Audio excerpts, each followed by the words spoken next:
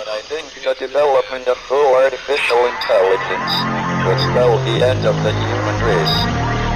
It's a flying object, and we don't know what it is. I would hope somebody is checking it out. I don't know if it was a rocket or whatever, but incredibly fast, opposite direction. It was too fast to be an airplane. I'm glad the Pentagon is looking at this, because if it poses a threat, I want them on top of it. Well, the craft generates its own gravitational field. So you said there's lights in the sky? The internet has become the command center for criminals and terrorists. 911, what's your emergency? I need help, please help me! Aliens won't let it happen. You know, that's what we're instructed to say. Roswell, Area 51. Alien kept deep under the ground.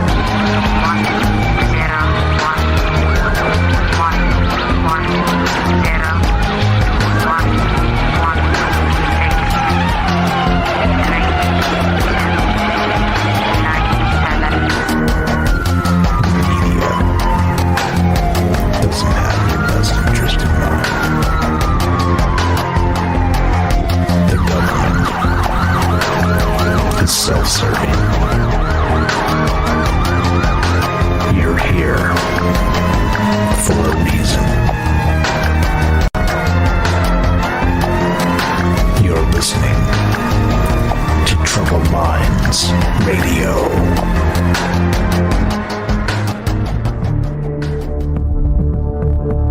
Broadcasting live from a secret bunker just off the extraterrestrial highway.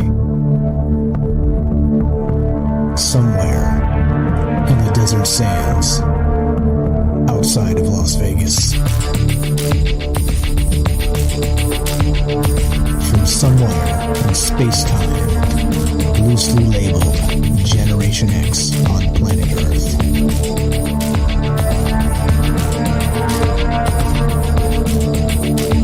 And asking questions of you in earnest.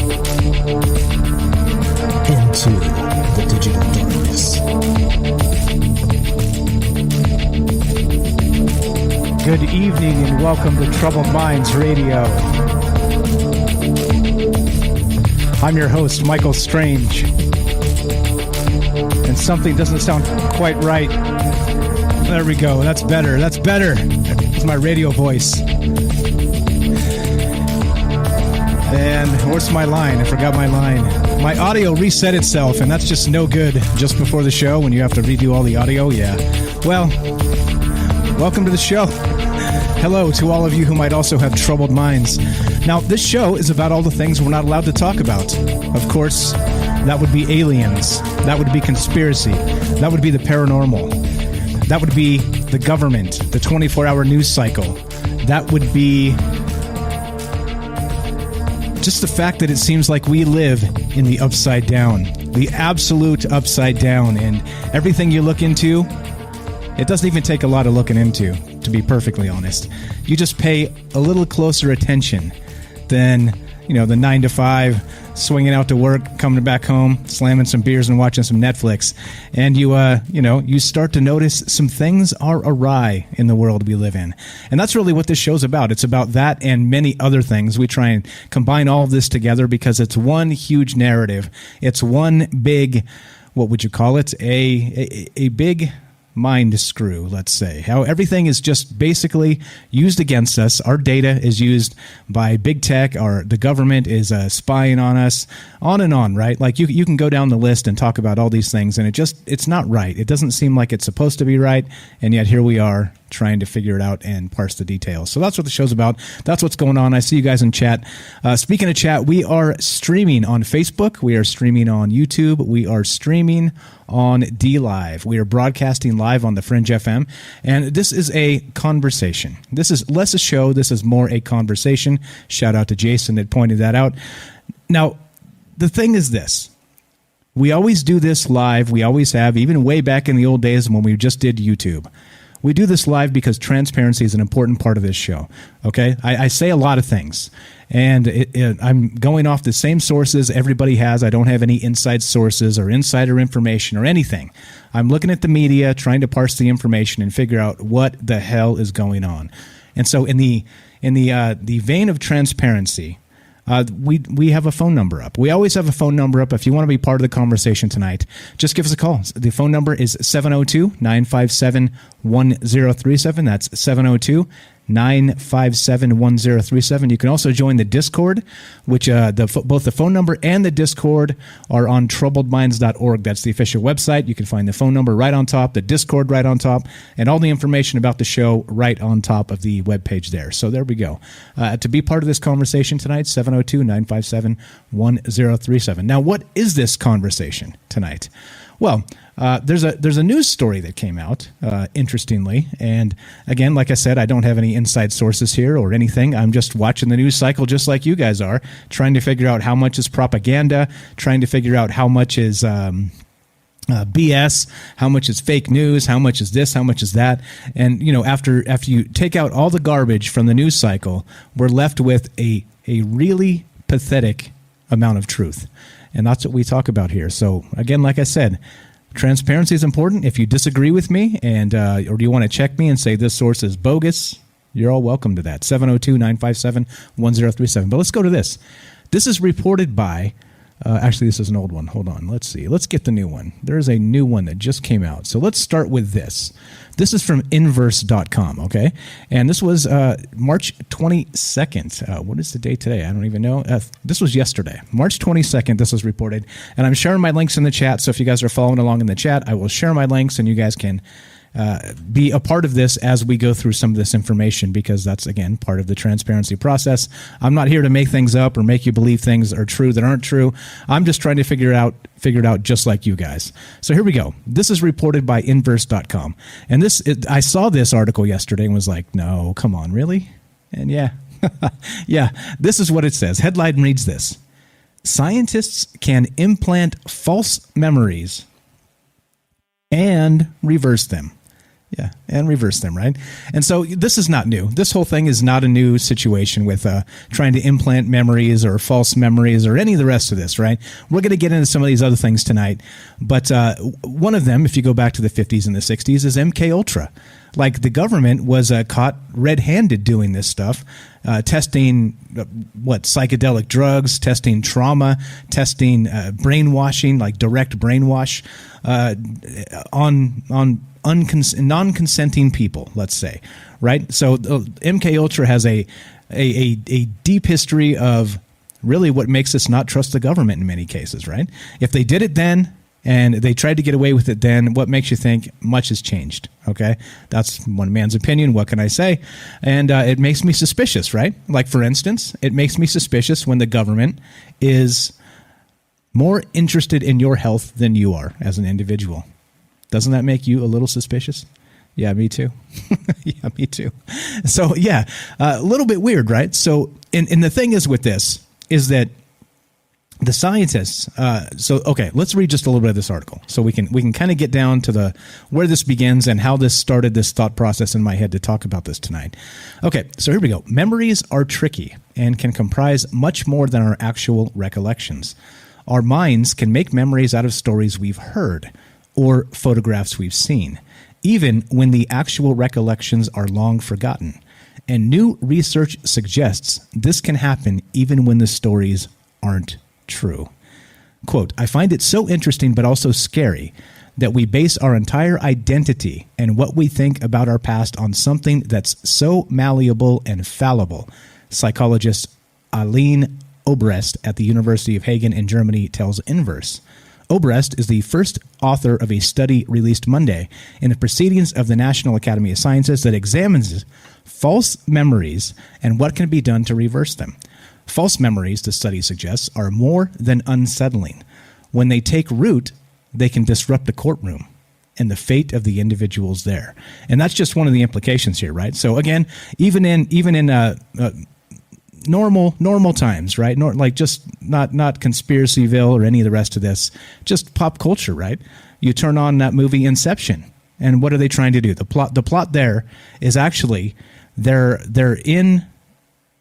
actually going into people's brain states, into their sleep, to what? To kind of drop an idea, to change somebody's mind through false memories, right? Except in Inception, if everybody remembers the plot of that. We're not going to be talking about Inception really in depth tonight, but we did that a couple weeks ago. But if they get deep enough into the dream within the dream, and they're able to plant an idea, a suggestion that can change somebody's mind in the real world, right? That was Inception. But now they're saying that the dream states aren't even necessary.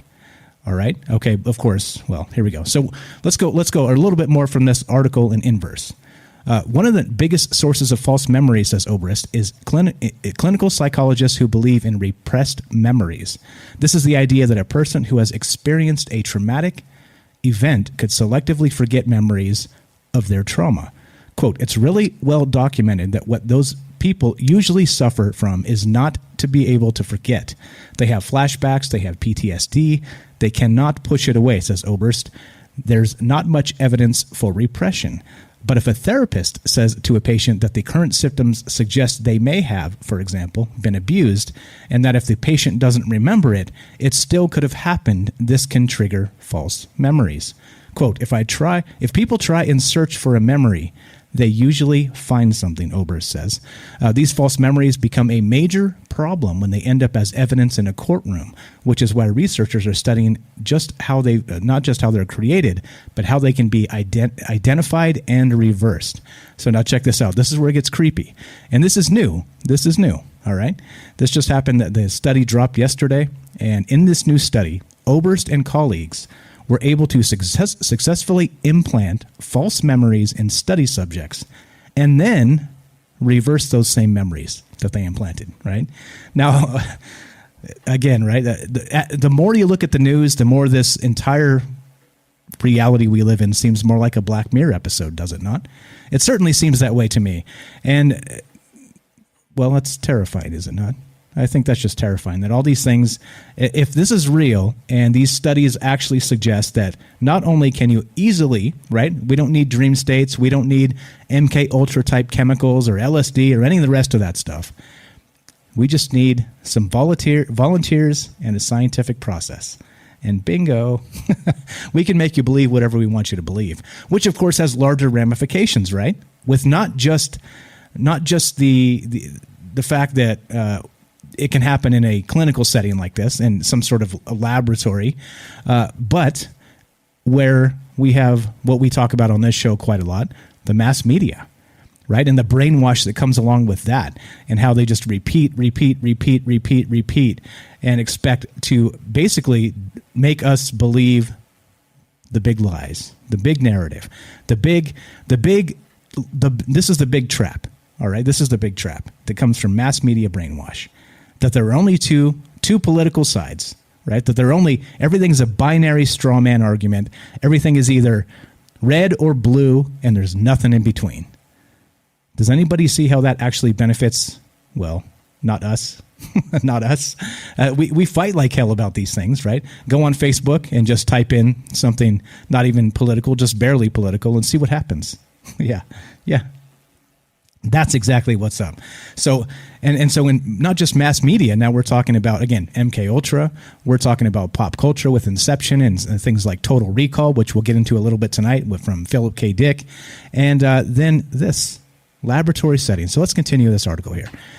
So here we go. These psychologists implanted false memories in 52 subjects with a median age of 23.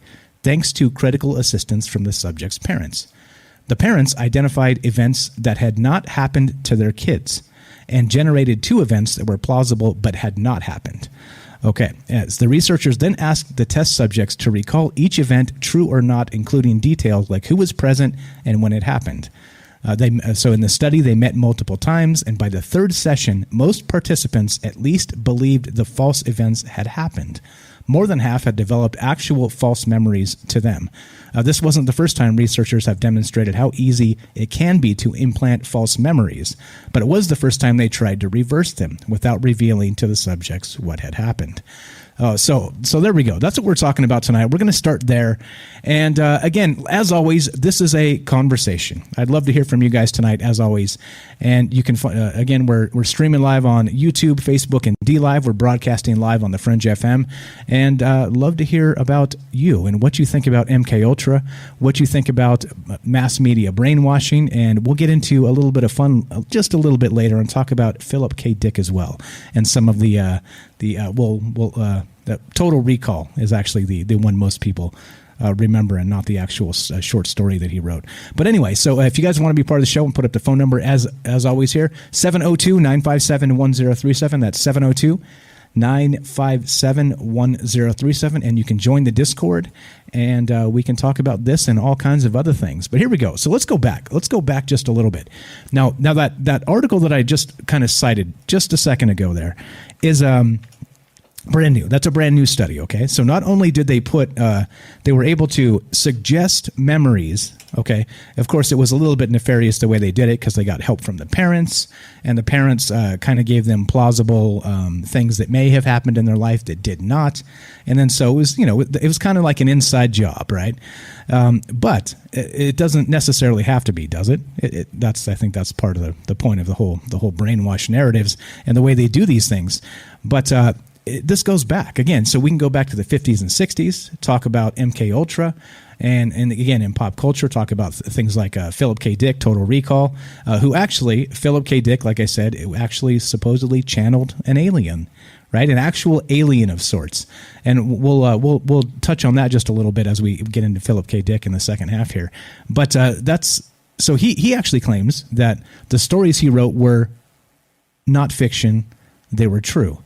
They were just stories from the future. And then he had tapped into this entity that was giving him information from the future. So he was able to see clearly into a Black Mirror-like future, and then write these things down as he saw them.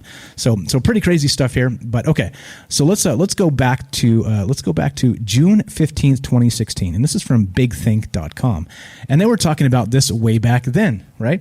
And again, you can go back basically as far back as you want, and look for these things, because people have been trying to brainwash other people forever, right? As long as there's been communication between people, there is an interest.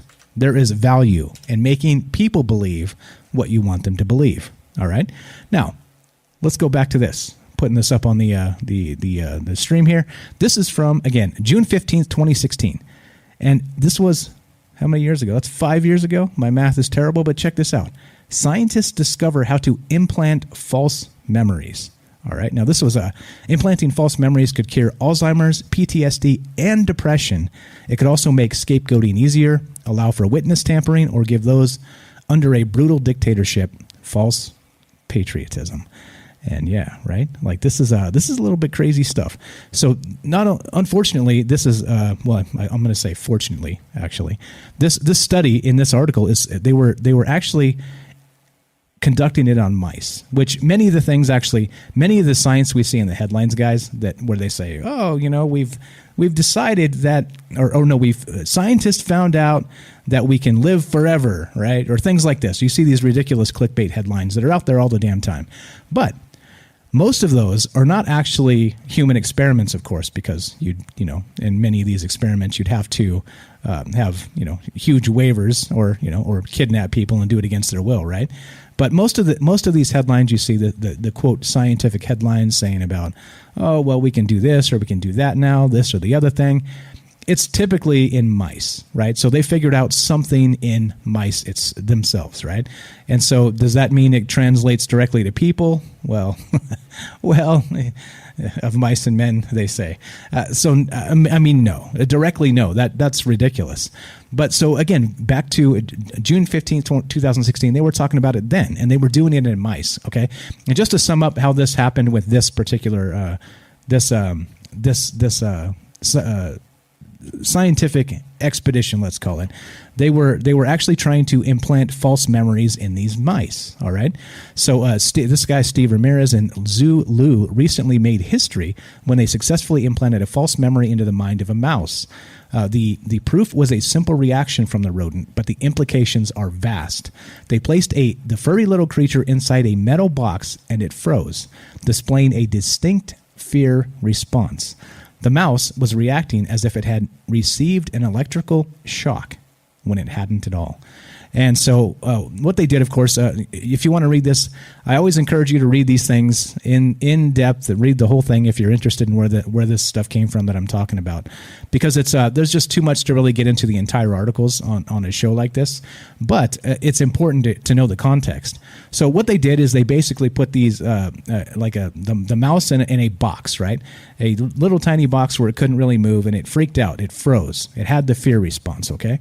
And then so what they did is they started moving the mouse around into different size boxes and different colors. Each box was a different color, and they were trying to get the same fear response that they got from the initial box.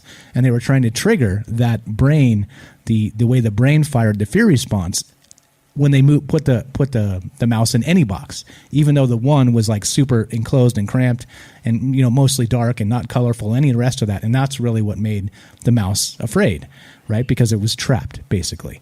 But so what happened as a result, they ended up moving the mouse around and doing all those things.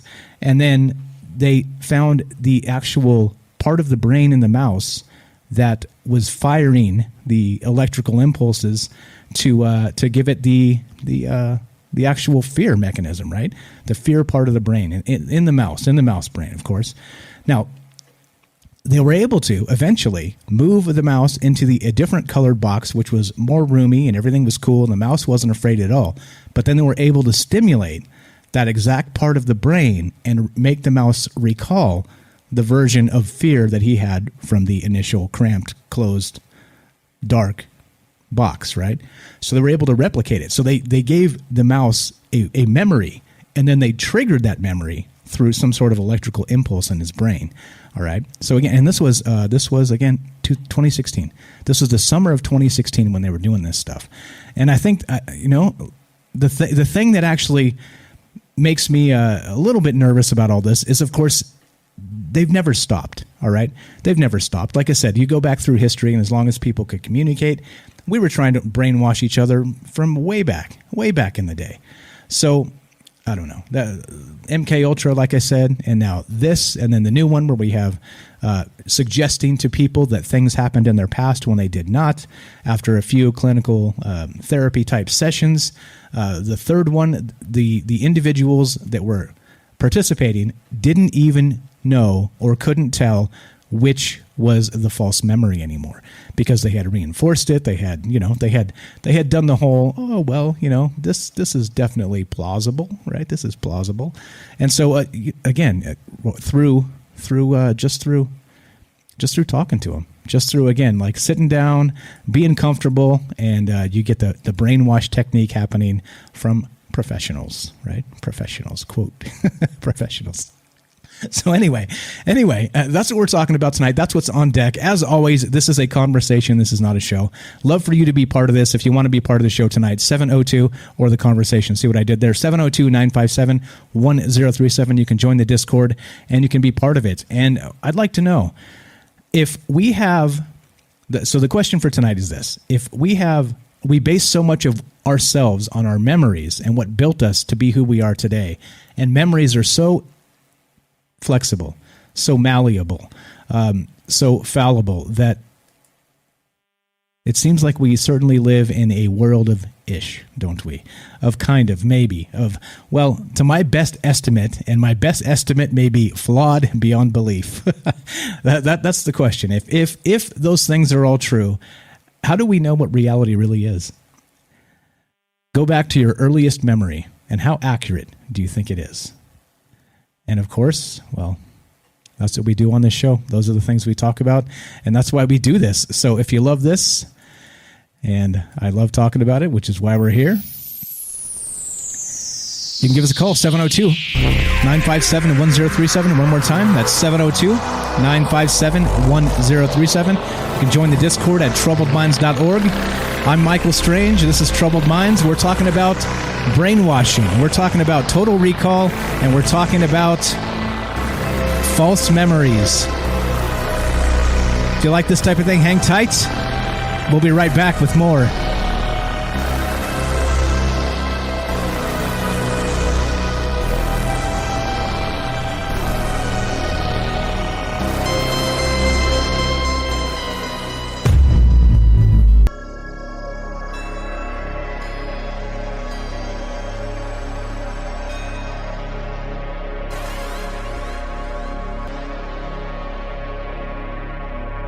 Welcome back to Troubled Minds. I'm your host, Michael Strange. We're streaming on DLive, Facebook, and YouTube. We are broadcasting live on the Fringe FM. And tonight we're talking about your first memory. Do you remember it? How accurate do you think it is? How about every memory after that? On a sliding scale of accuracy, in a world of brainwash, how accurate has our reality become?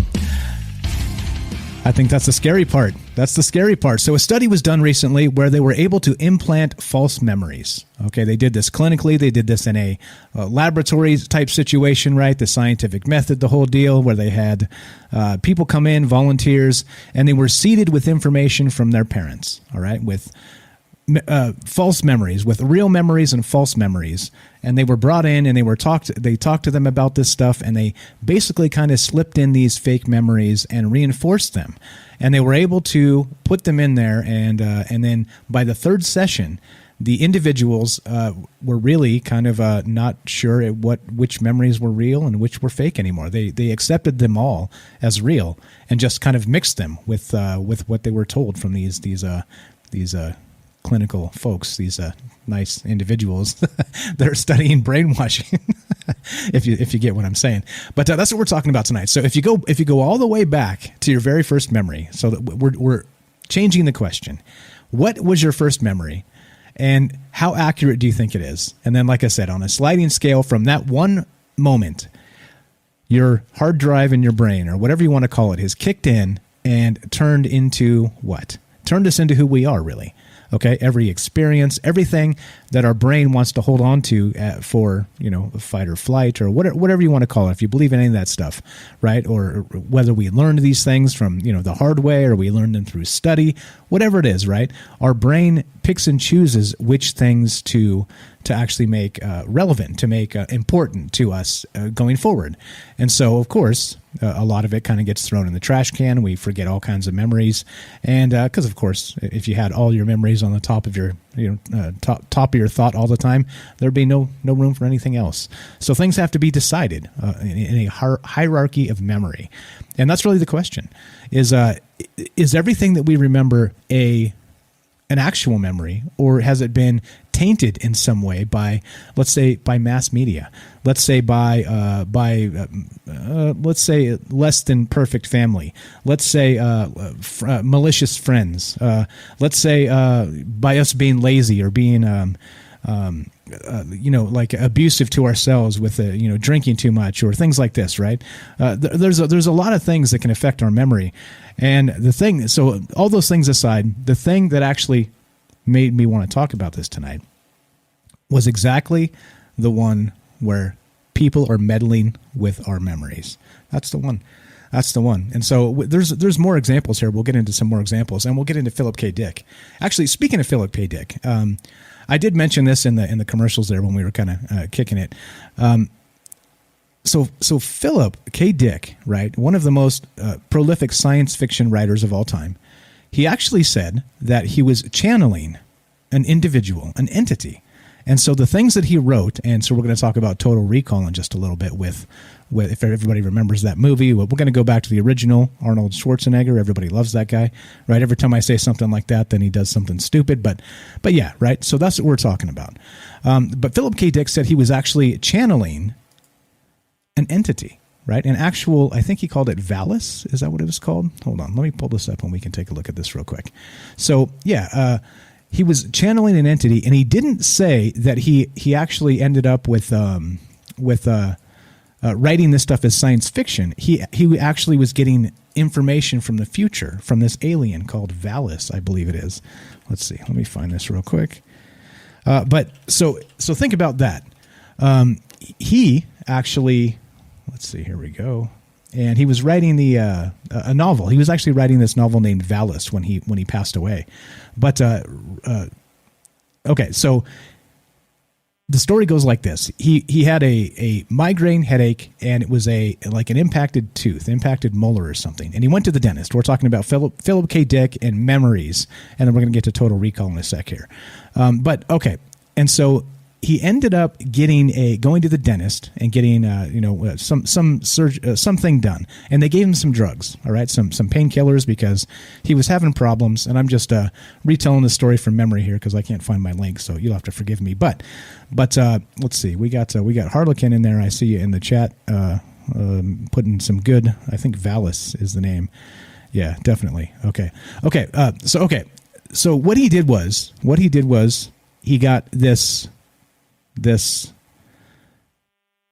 dental thing done. All right. They gave him some drugs. He came home. He was in pain, and they sent him more drugs. And the individual that dropped him off at the house had a necklace on that was a kind of in the shape of the Jesus fish, right? Everybody knows what the Jesus fish looks like.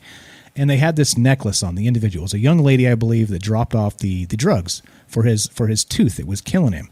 And, the dental procedure had been completed, and then he took these drugs, and he noticed when she walked up to the door, though, that this pendant she was wearing, the fish, you know exactly what I'm talking about, the fish, the Jesus fish, for lack of a better term. I'm sure there's an actual term for this that's less knuckleheaded, but he saw this actual charm or pendant on her neck, and he believed it spoke with him. Like, it actually opened up. He wasn't looking at a pendant around her neck. He was looking at a portal into not necessarily another place, but into another mind, into another entity or individual. And so he named this thing Valis, which is, again, Harlequin, thank you for putting it there. And VALIS means this: vast, active, living, intelligent system. VALIS is what he called this. Okay? And from that moment on in his life, he was in contact with this entity from who knows where.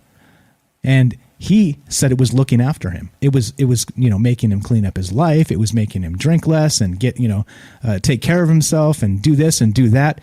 But it was also this Valis thing, this, again, vast, active, living, intelligent system. Valis is what he called it. Started giving him visions of the future. And these visions of the future turned into, of course, some of the best sci-fi ever written. Phillip K. Dick. All right. And so he was writing Valis, the actual novel Valis. When he passed away, he was supposed to be a trilogy, and he never got around to it. And so just to lay the framework there of this brainwash type stuff going on, Phillip K. Dick wrote this Total Recall. That's not what it was called, actually. It was called We'll Remember It For You Wholesale, is what the actual short story was called. Okay, but then they made it into Total Recall. And so he was saying that this Valis individual, this entity, whatever this thing was that was contacting him, was telling him, giving him snippets of the future, actually allowing him to see beyond his own time. And the things he was writing, the science fiction that he was writing, was not actually science fiction. It was the future. It was fact of what was to come. And that brings us right back to, of course, the brainwash. All right? Meaning this: Now let's go with the story most everybody knows, the Total Recall. We'll go with the old Arnold Schwarzenegger version. He's living a wonderful life. He's at home. Now this was based on the short story again by Phillip K. Dick. He's wants to go to this place called Recall, all right, where they implant a false memory into your head, meaning that you could go and you could go on a vacation where everything was perfect, all right? Like they say in the movie, I believe, there's no actual, waiting for taxi cabs because everything's perfectly scripted in your memories, right? When they implant it, so you remember it back perfectly, okay? Like there's no problems, there's no bad vacations when they implant them into your brain because, of course, they're perfect, all right? So he goes in and he keeps having these dreams prior to of Mars, all right? And so he meets this woman in these dreams, and he doesn't know what's going on.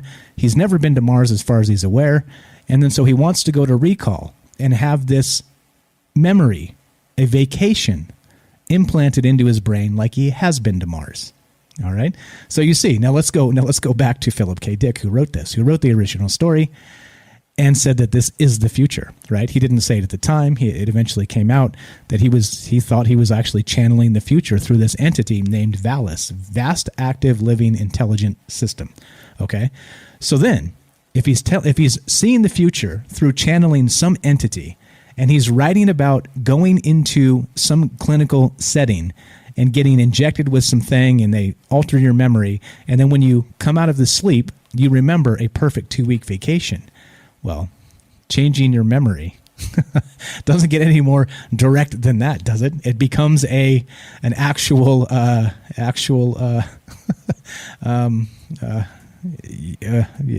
I don't know. I can't. I lost my train of thought, but you'll forgive me. Okay, here we go. So with that, all right.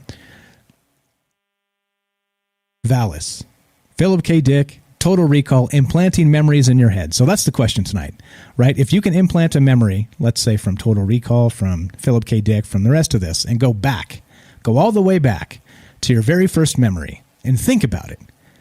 What's the very first thing you remember as being a conscious human being?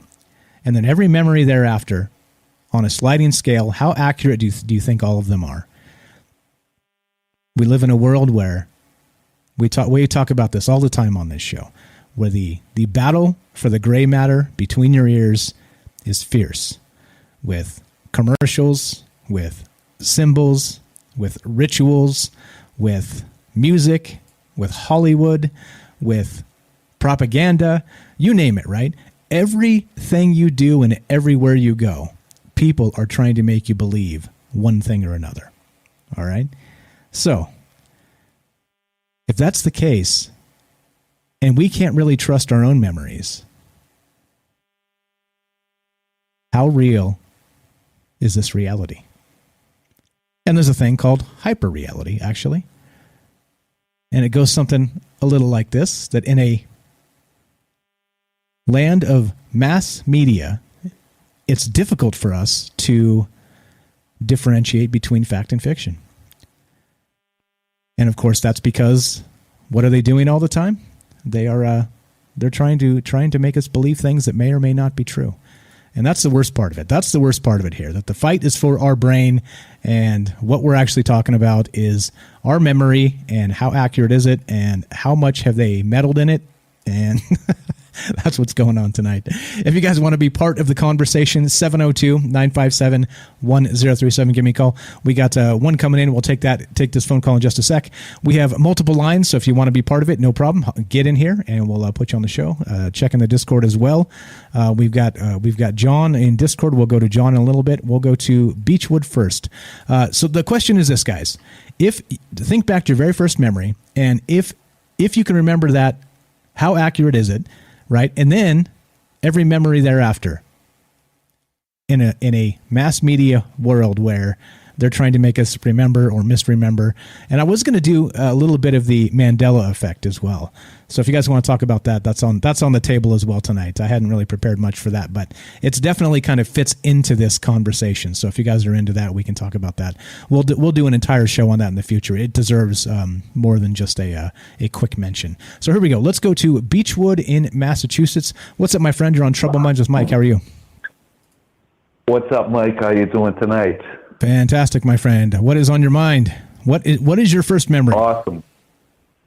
My first memory is actually being in a diaper and pooping my pants under the kitchen table. And I'm pretty sure that's 100% accurate. Are you sure, though? I can go. I'm pretty sure. I can check. But I love the topic because it relates to so many different things. Relates to me personally. And then, when I started calling, do you remember I called one night and I was talking about this, and then Game Vet called saying the exact same thing with MK Ultra? Yeah, exactly. It was a ways back. Yeah. All right, because I never mentioned MK Ultra, but I did call. See how I just did that? I could. Oh, I see. So you just implanted a memory in my head that may or may not have happened. I implanted a memory in your head, more or less. I don't think I did, but the human brain's capable of that because, if we remembered everything, we would walk around like, oh man, we'd be a mess. You can't remember everything. You got to filter some stuff out. So the brain's like a filter. But, my experience, I did call before, and I have like a alternate set of memories from another timeline. And I have experienced trauma. I've experienced trauma in 2011, and it was, I'm not looking for a sob story or nothing, but I lost 2 family members to a drunk driver, and I was in the accident. And the thing that I have is I don't have repressed memories. Like, I didn't repress anything about that. And the memories that I have from the alternate timeline are like almost worse than that. So it doesn't, and I can verify that because it's all, it ended up in the legal system, how everything went down. So it's possible, when people go through trauma, I think when they're younger, the brain really deletes things. I was 25 when this happened. So, I was a grown-up. And it's not something, although it was traumatic, it's not something I want to forget. I want to remember because there's a lot of different things that add into it. But the thing, like the total recall thing is 100% possible, and it's not even that hard to do. Like if you can get, 4, 5, 6 people to convince one person that something happened, the brain is totally moldable. Like it's pretty crazy. And that's why one of the things I do is I keep a small notebook. It's not super, super detailed, but I try to, put as much detail as I can so you can go check and go back. But, the thought of that idea is amazing because we've talked about the matrix theory and whatnot. So, like, it may actually be more pleasurable to have a memory implanted in your brain than actually doing something. And I don't think that's the case because we have physical sensation and stuff. But I think it's a very fine line, too. Yeah, there's a... sorry, go ahead. I was just going to continue, with brainwashing and, I called and talked about conditioning. And you see, the U.S. military is a great example of putting ideas in people's head, not necessarily changing their memories, but I feel that option's right there. And they're generally a little bit on the younger side, like 18 to, 24, 25. I heard once you hit like 26, 27, your brain's not as impressionable as it used to be for the average person. And, that's why, like, militaries, not that they don't want you, but you're hard to condition because you question things, you exercise the common sense. But the book that you mentioned, that what year did that come out? Do you mind if I ask right now? The which one? The initial short story? Yes. I believe that the was science fiction writer, the one. Dick, what's his face? Yeah, Phillip K. Dick. I'm not sure. I'll find out. I'll find that out for K. you. I'm not exactly sure the year. So was it like Was it like this century? Like, oh yeah, recent? like the 60s, yeah, 60s, 70s. Okay, all right, because you had mentioned like channeling and stuff, but I know it's a little off topic, but 20,000 Leagues Under the Sea, Jules Verne describes stuff that's like present day, like nuclear submarines, and that was in like 18 something. And I don't know, that plays into like the channeling a little bit about the future. And that's a fiction book, but if anybody's ever read that book, it's a really great book because it talks about breaking away from society and the detail that he uses to describe the stuff. He's almost like on the Orwell level. Like he basically describes a nuclear submarine in like 1850 something. Right, exactly. I don't know how that plays in, but... Well, no, it plays in because, again, so we're talking about... So Phillip K. Dick channeled this entity called Valis, V-A-L-I-S, he called it, okay? And so he said that he was... here we go. This is from Harlequin on the chat here in Fringe FM. Thanks for helping with this. It says, Valis beamed massive amounts of info, but in a form that Phillip K. Dick didn't understand, more like a different language. He spent the remainder of his life attempting to decipher it in a term called exegesis.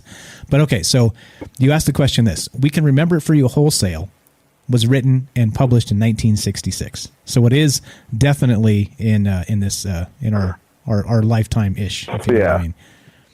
Yeah, definitely, yeah. But yeah, so I think that's interesting. So I think looking at science fiction, you're right. Maybe it has been said that all of time exists in one space, and then some people are able to kind of peek and be able to peek into the past or peek into the future and kind of peek outside of their actual time space. And maybe that's part of this. Maybe that's maybe Phillip K. Dick actually had a vision, a version of this, an entity, as it were, that was helping him decide these things. And maybe that's where all the great science fiction comes from. You never know, right? Maybe it's already out there. When that happens, I think people sometimes aren't even aware of it.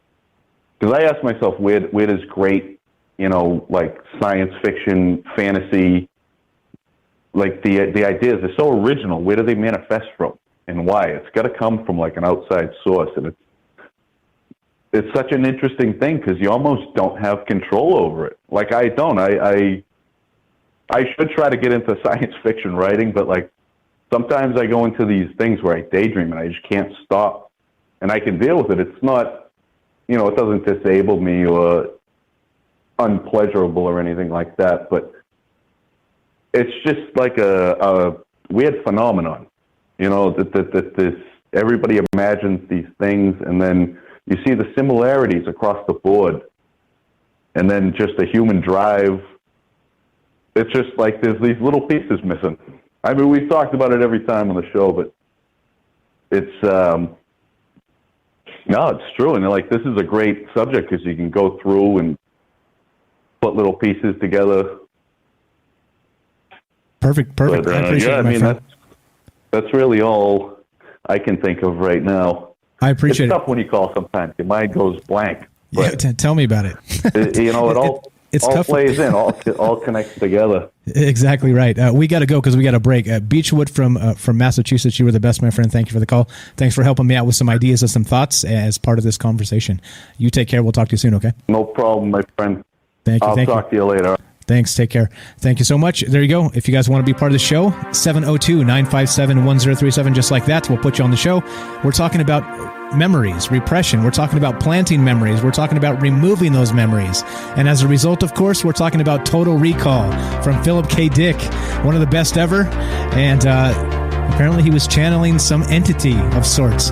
So we're going to talk about all those things, and hang tight. You got more after the break. This is Troubled Minds. I'm Michael Strange. 702-957-1037. One more time. 702-957-1037. Hang tight. We will be right back.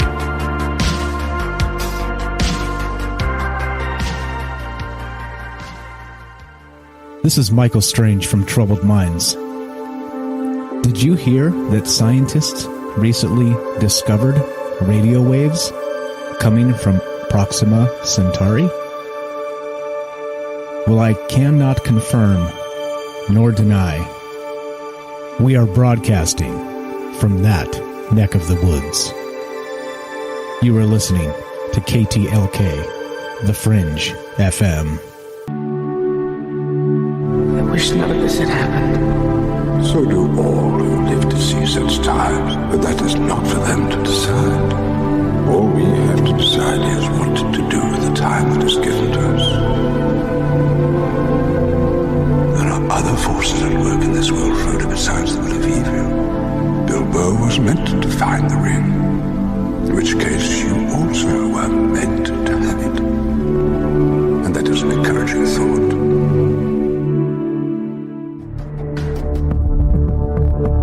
Broadcasting live from a secret bunker just off the extraterrestrial highway. Somewhere in the desert sands outside of Las Vegas. From somewhere in space-time, loosely labeled Generation X on planet Earth.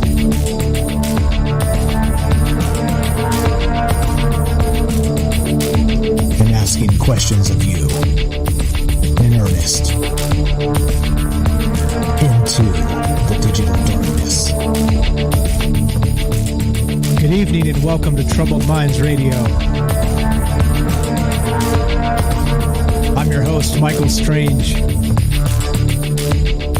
And hello to all of you who might also have troubled minds. What's up, guys? This show's live. If you want to be part of the show tonight, 702-957-1037. That's 702-957-1037. You can be part of the show by joining the Discord. TroubledMinds.org is the official website. And this is the show where we talk about all the things we're not allowed to talk about. Of course, those things are aliens, conspiracy, the paranormal, the government, academia, the 24-hour news cycle, propaganda, and how the world we live in just seems to be in a constant bizarre state of the upside down. Tonight, we are discussing memories and how accurate are your earliest memories and how much do you think they've been altered over the years living in a world of mass media, living in a world of, what'd you call them? Psychedelic drugs, for those of you that partake. Only do that in a legal jurisdiction. But right, alcohol, or the terrible diets we eat, or all the rest of these things, right? Not just the propaganda that's happening. All of these things, all of this actually contributes to our memory, right? Because it's our, the body is the temple, and the rest of this.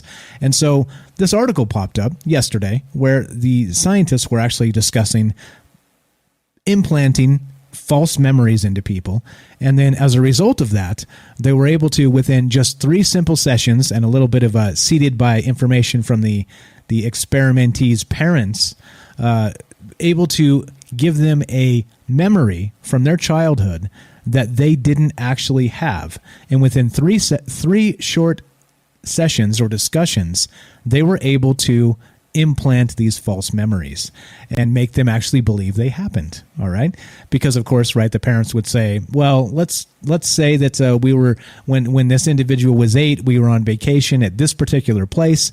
So the doctors or the scientists, or I'll call them the witch doctors in this case, right? They were able to take part of a real memory, and then they were able to insert something into that memory that didn't happen and convince the person that it had. You see? What do you call that? Fiction. Fan fiction of your vacation when you were 8? Yeah, crazy stuff, right? So we're talking about that. We're talking about brainwashing and how easy it is to change somebody's memory, your earliest memory, and kind of how we got here. If our brain is so kind of sloppy remembering these things, then being ourselves and being versions of ourselves, right? What version of ourselves are we? Like a sloppy memory version, or are we like the Terminator snap trap memory version? It's hard to say, right? If you want to be part of the show tonight, we are broadcasting on The Fringe FM live, of course. We are on streaming on YouTube, Facebook, and DLive. TroubledMinds.org. You can find the phone number and the Discord link. That's the official website, troubledminds.org, 702-957-1037. Let's go to this phone call. We're going to go to a phone call, and then we have, I think we have John on deck in Discord, which we'll go to next. I believe this is Rohan from the UK. How are you, my friend? Yeah, I'm all right, mate. How are you? You okay? I'm doing good. Love our folks from the UK, man. We got lots of people listening over there. What's on your mind tonight? What kind of memories do you have? Well, actually, I've had a deep think about this memory stuff before myself, actually, and because my first memory triggered me to think about this memory stuff anyway, funnily enough. So it's like a fractal. But yeah, my first memory was I broke my leg at 16 months, and it sticks in my mind because I broke my leg. But it sticks in my mind because my sister, who was disabled, funnily enough, dived down like a goalkeeper to try and catch me, and she made a joke. And I always remember she made a joke saying, "Did you think you were Superman?" And I remember getting the joke and realising she was showing empathy. But as a kid at that age, you don't know what it all means. But I remember now, in hindsight, I understood that as a kid. And it got me wondering if we come in fully conscious, but with no memories. Do you know what I'm saying? Yeah. And then, because I studied this kind of stuff as well, with Scientific Remote Viewing, Stanford Research Institute, and the Farsight Institute, they discovered these remote viewers, occasionally somebody looks at them and says, "You shouldn't be here." So it's like the time traveling consciously rather than viewing old past memories. And then they started trying remote influencing people to try and like make somebody turn right instead of left to save them from a disaster, so they could then check the records. But then if you check the records, it's going to change, isn't it? So it's like, it's weird, isn't it? But then I think, well, that means if the memories don't count for anything, then maybe we can just make our own imagination world. I don't know. It's weird, isn't it? I think that's a fantastic point, and that's what I'm getting at, is that if memories eventually don't mean anything because they're so fallible, even back to our earliest memories, then maybe we do. There's something to that, manifest our own reality, right? Instead of allowing our brain to pick and choose, maybe we all are Superman, as the joke is, right? Which is a pretty good joke by your sister, by the way. What do you think you are, Superman? Come on. That's it. That's all I was on a high stool with no, you know what I mean, a bar stool that I shouldn't have been on. Yeah, wriggling around. What are you going to do? You know what I'm saying? Plus, I'm a Sagittarius, man. I've got extra legs. I'm supposed to run around, you know? Right, exactly. And so you were actually very young, you said. How old were you when that happened? 16 months, yeah. I just remember that bit. I don't remember going to the hospital or nothing. But funnily enough, actually, I remember that bit. And I remember in the evening, probably before I went to hospital, where they thought my leg was okay, because I went around and just carried on. Do you know what I mean? So they didn't know. Right. But then in the evening, my sister like caught me. You know, I fell over like. So it's interesting. That's how I found out. But yeah, memory is weird, man. Yeah. So how much do you think then we have our own memories? I mean, if you had to give it like a percentage guess, how much has it been corrupted since our very first? Kind of like I said, the very first memory we have, the sliding scale till now. We're fallible. We can't remember things with crystal clarity. It kind of suggests honestly, for me personally, I'm all about the immediate presence of felt experience. I think that's where it's all at. For some reason, it seems to matter in the sense that I seem to have a good memory, but especially for events, but it's without seeing. So it's conscious stuff. And then when I do memories, when I consider memories, I do feel like I'm reliving them, get into the emotion stuff. And I find that if I try and sing, I can't sing for toffee, but if I try, I'd really get into the emotions, and then in memories I'm linked to it.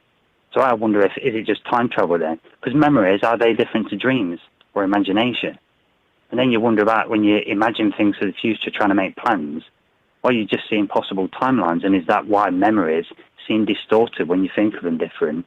Is it because you're seeing different timelines? Do you know what I'm saying? Or how much you took responsibility for it, does that distort what you see? You know what I'm saying? Yeah. I think you can just make your own.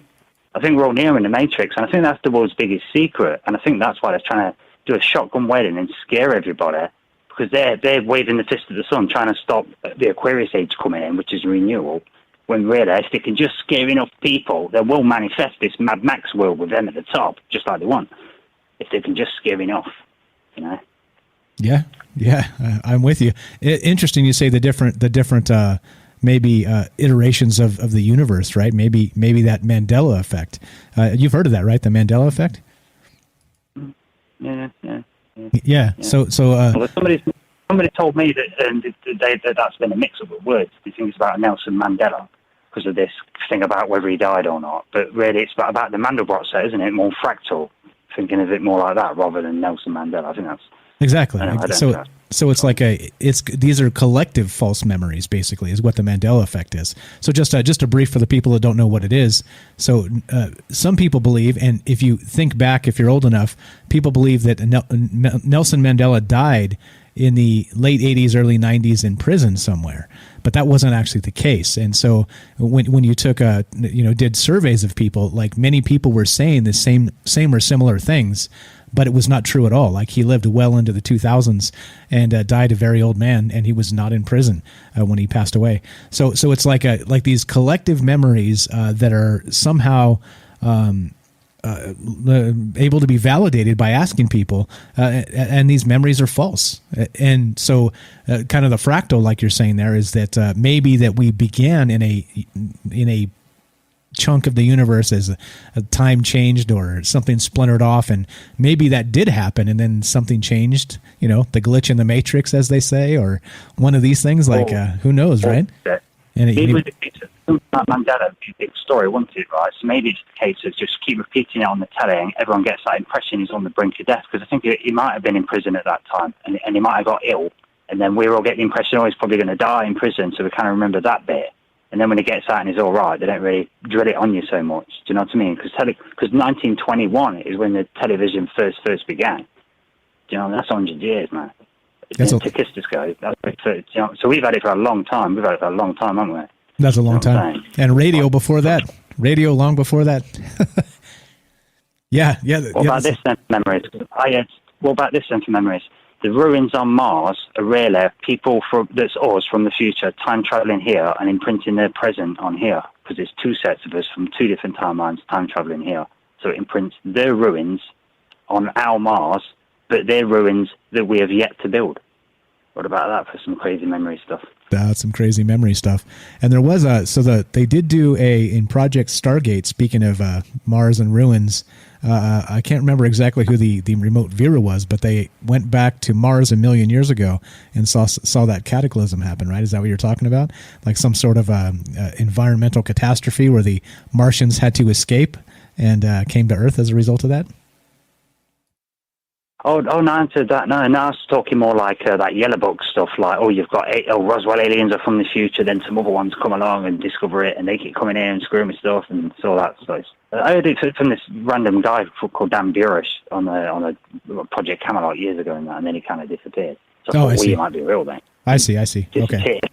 So we're talking about time travel. Well, that was remote viewing. It was a time travel to 1 million years ago. It's kind of the same thing.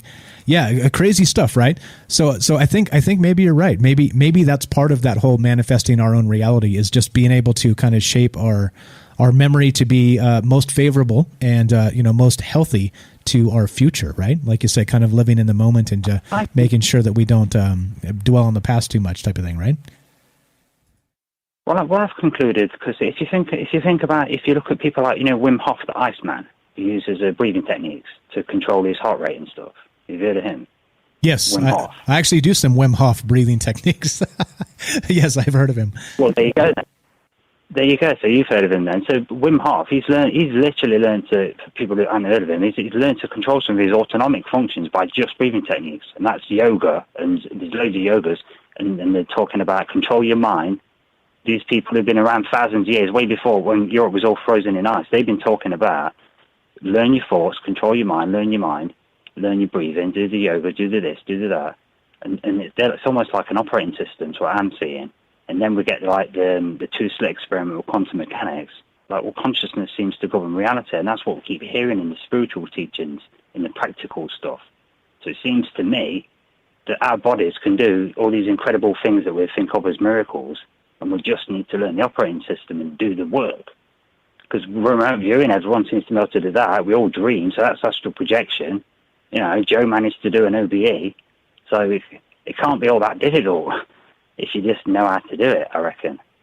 And with all the esoteric stuff and all the symbolism that's embedded in everything, I mean, look at the sacred geometries. They're looking like cymatic patterns. Cymatic patterns now, turns out at least one of them is drawn as a Paleolithic cave painting. So, you know what I mean? I think we've been here before, man. And we've done all this before, and we've forgotten. Species were amnesia, just like Graham Hancock said, you know? Yeah, like we're doing it all again. Yeah, interesting stuff to think about. Memories, again, fallible. I'm kind of with you. Maybe we can manifest what we want to and just be able to do it and become those superhumans, those miracles, maybe everyday instances if we just learn how to harness the true power of the human body, right, and the mind and all that stuff. Great call. You were the best, Rohan. Anything else while we got you on the phone? No, come on. I could just ramble on forever. I was taking all sorts of directions and it won't be good, so I better go off the phone. No, you're fine. You're perfect. You're perfect. Thank you for the call, my friend. That's Rohan from the UK, guys. You can find him on Discord and in the Fringe Discord. Thanks for the call. Great stuff. John, you're up next. Are you there, buddy? We're going to try you on Discord. You there? What's up, John? Test 1, 2. What's up, buddy? How you doing tonight? I'm doing good, man. You are on a Troubled Minds with Mike. What do you think about all this memory stuff? A great call there by Rohan. I don't know if you caught it, but took that all kinds of different ways, right? We're talking about different timelines and Mandela Effect and manifesting your own future, all kinds of stuff. Good stuff here. It's some good stuff. Yeah, we're really living at a time where all the stuff that we're consuming is mind-altering as it is. And I'm not even talking about the fun stuff. I'm just talking about the regular stuff here. For instance, we're going to start with aluminum. We cook with aluminum. We drink soda out of aluminum. And it's starting to be linked to what's our favorite memory loss program in the United States? Dementia, right? Right. Of course, we can't come out and say it's like cobalt because then we'd have to sue so many people. Yeah, remember the hip replacement thing? Yeah. But so if we have aluminum poisoning from basically all the things we drink, all of our deodorants, most of our perfumes, that's a pretty big source of, way to start repressing memories so that they could be replaced. Now, if you look, the U.S. Library, National Library of Medicine, National Health Institutes, they put out also a study on developmental fluoride neurotoxicity, and it's actually an updated review from December 19th. And they're talking about the use of fluoride being as common as it is and in our drinking water from an early age really starts messing with children's mind, and you could see developmental lack or mice falling behind with the more fluoride they take at a younger age. So there is a reason why they use mice so much right before they tested on us. You know what I'm saying? Yeah, it's the canary in the coal mine. That's actually one we haven't talked about much on the show. We probably should. I don't drink as much fluoride as many people. I try and avoid it as much as possible. And I'm not exactly clear on the science. I know, again, you can find scientific stuff on both sides because, again, the post-truth world and the propaganda and all the BS that they try and give to us. I don't know. I definitely, if you got the choice, I just say stay away from it. I don't know anything about anything, but there's one man's take. But yeah, so you're saying that this stuff, like fluoride in particular, and some other things, actually are affecting our memory and making us more malleable and able to be brainwashed easier. Is that kind of what you're saying here? Yeah, that's exactly where I'm going with it. So the fluoride you can get either directly or indirectly. So, I mean, even showering in fluoridated, water with fluoride is the same in a different way as drinking it. Yeah, it's the same with brushing your teeth. You're still spitting it out, but you're still absorbing it in your mouth. That's why there's a big push right now for natural soaps and getting away from fluoride in your toothpaste. And, what I really found interesting is this new push as of, really, it's not that new. There was a news anchor that came out, I think it was like 2007, that was really big on maybe we should add lithium to the drinking water for suicide prevention. What? Lithium? Yeah. I'll post the link to it here in a minute, but I also have this new article I'm looking at right now, and they're talking. It's funny because 12 years later, all of a sudden there is natural buildups of lithium in public drinking waters. To me, it's a little suspicious. Hey, we should add lithium. By the way, we just found a ton of lithium. Maybe it's just me. No, hey, man. No, you are a troubled mind. And who knows, though? I think that's part of the problem, right? And why this is why we talk about these things, because they expect us to forget. They expect us to forget things like that, and whether you call it synchronicity or you just say, well, my memory is pretty okay, and I remember greater than a 24-hour news cycle. This is the type of stuff that we need to pay attention to, because maybe, right? What's the benefit of lithium in the water to the powers that be, right? I think that's the question. Crazy stuff. I think the best part for them of lithium in our drinking water is because our memory works in a very consistent way. We take in sensory information, we develop a short-term memory, we either consolidate that and push it to long-term, or we go to sleep, rehearse it, goes back to short-term memory, and before we wake up, then it's back to long-term memory.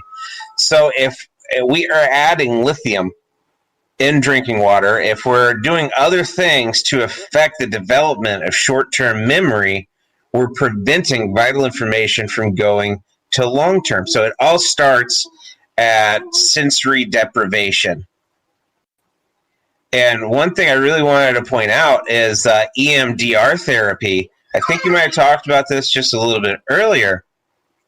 But if you combine that with flicker rates and light progressions, so let's say you're watching TV, they change the camera angle, if you notice, about the same speed. If you ever do some of that, ever do EMDR at a therapist, they do hand gestures back and forth real slowly while you think about the unpleasant memory. And then as the time goes on, they want you to increase your emotions, to be a little bit happier, start forgetting about that, but follow their fingers back and forth. And if you notice with television, our camera angles change at about the same speed as that person that would be waving their hand back and forth. Now, if I combine that with a high flicker rate and use the right Hertz for your audio, I mean, that's a perfect cocktail of memory control right there. Yeah, definitely, and that's really just the beginning. I mean, that we're talking about like a very thin slice of all of this. Like I said, mass media. We got the MK Ultra stuff.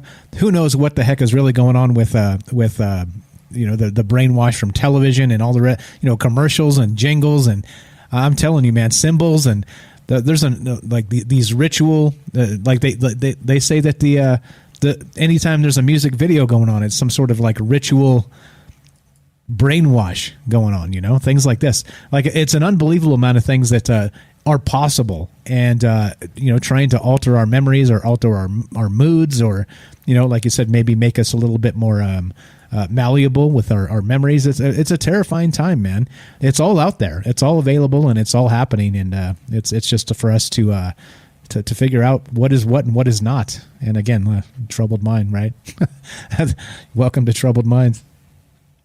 Yeah, it's great. And you mentioned music, and there's a reason why everyone is so focused. Well, maybe not everyone, but those of us that are troubled enough to think outside the box, we're starting to ask, what's the deal with 432 hertz?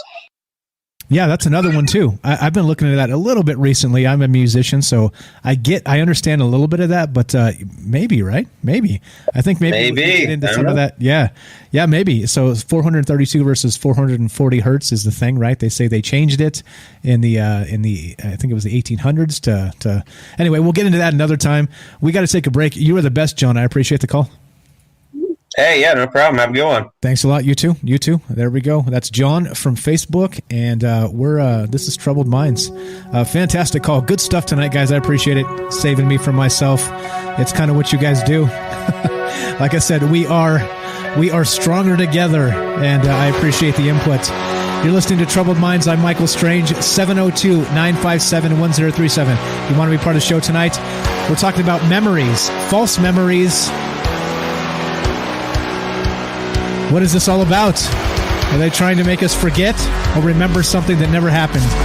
Hang tight. We'll be right back.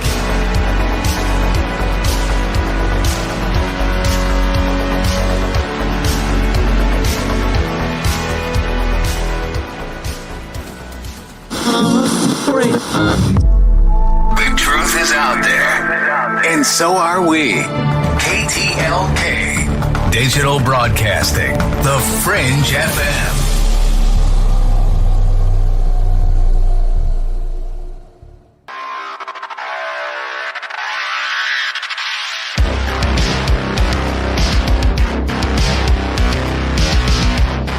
Welcome back to Troubled Minds. I'm Michael Strange. We're streaming on Facebook, streaming on YouTube, streaming on DLive. We're broadcasting live on the Fringe FM. We're talking about memories tonight. How accurate are they? Can we trust our own memories when we have an entire establishment fighting for propaganda rights to our gray matter? If you want to be part of the show tonight, love to hear from you. 702-957-1037. That's 702-957-1037. Troubledminds.org is the official website. You can find the phone number and the Discord link there. Join the Discord. Come say hi. And be on the show that way as well. Let us continue, shall we? All right, so we had some good calls here, talking about different timelines, talking about the Mandela Effect with Rohan. Shout out to Rohan there. We got John from Facebook talking about how the chemicals, lithium in particular, or fluoride in the water, is actually making our minds less apt to really stick with the memories that we've shaped. And it is terrifying, right? So think about it in terms of like this, all right? So we've seen some of these things that happen in as technology develops, right? We saw recently in the news show that we do, we talked about an actual like you can take an old black and white photo, right? Like from the very early when they first started taking photographs, all right? And you could feed it into this AI algorithm, and it will actually be able to make this thing move. It will animate it, right? It will turn this black and white shape of this photograph into a moving, living, not really living, but right, like it's animating this like just a still image into like a cartoon type animation. It's moving left and right. It's blinking. It's, the AI has determined that based on the facial structure and how it's, got all the access to all the people's faces the world over. That's you included, by the way. Don't think you're immune from that. Your face is in a database somewhere, probably many, many, many times. But so that these algorithms, they're able to kind of take these black and white photos and turn them, to animate them, all right? And then it goes a step further. If you can say, okay, well, here's a photograph of my great-great-grandmother, right? And then you're able to say, and this is what we know about her and her story from, let's say, Ancestry.com. And, then you can actually simulate in the future, coming soon to a recall station near you, if anybody's familiar with Recall, Total Recall from Phillip K. Dick, based on his short story. We'll remember it for your wholesale, which is part of what we're talking about tonight as well, is that you're able to get a actual memory, like an actual golem of sorts, a homunculus, a representation of a long dead soul based on information we know about them, which of course is a false memory, right? Even though it's based in fact, it is a fictitious thing. Like that person began, right, has a rough outline of a story and a photograph. We probably don't even know what their voice actually sounds like. But here we are, right, trying to recreate these things, these people, right, resurrect them and give them a new, whatever we're trying to give them, a new identity, basically. And so what we're doing is we're bastardizing those memories, like the actual memories of those people. And so, like we can say, like I said, the great-great-grandma that maybe you never met, but then let's say they're trying to do this to your grandfather or your grandmother who's passed on, all right? And so they're creating these fake memories. Maybe they have audio clips, and they're able to feed those in and maybe resurrect your grandmother or your grandfather and give them a fake identity based on a rough outline of their life. And so is that, again, right? So that's technology, and that's feeding you a fake memory of your loved ones, which is horrific in my opinion. That's terrible. Now if you do that, let's say it's like a new form of recall, and then you do these things, and you're like, okay, I really miss this family member. Here's the photographs we have. They feed it into an algorithm. Here's the brief story, and then you've got this representation, right? You've got an outline, a rough outline of who this person may or may not have been. Now tell me, if you do something like that, are we or are we not meddling with the fundamental memory of that person? You see? And this is what the future looks like. This is horrible. This is not good. Like, we have a hard enough time with our memories as it is, as we've been talking about pretty much the whole show. But once you start doing things like this, and you start meddling with memories in real time, and then giving them a thumb drive to take home, and here you go, here's thanks for the $500. We recreated your grandpa. Here's your thumb drive. You can go home and play it and hear him speak anytime you want, and with animated and the whole deal. Really? Like this is where we're headed in the future, and it's not the same thing. Your memories are your memories, and even though they're flawed, they are flawed memories of the real thing.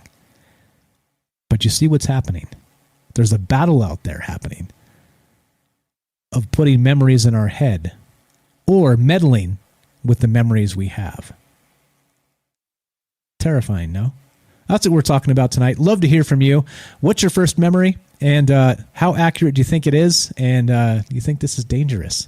All of this whole mass media brainwash, like we always talk about, like John there said, fluoride in the water, like Rohan said, maybe the Mandela Effect, or like kind of splintering off into different timelines. What's actually going on? Like we say on this show, and we live in this world of mass media. How in the world are we supposed to determine fact from fiction when everything's fake, the news is fake, everything is phony on both sides? You can find contradictory information no matter what you look up, right? Global warming is happening. Global warming isn't happening, right? It doesn't matter. Like it's just, we're bombarded by propaganda constantly. And, right, it's up to us to actually try and get to the bottom of this. And they know we're all busy. We're all busy people. Like we gotta just eat and survive, like we're just trying to survive here.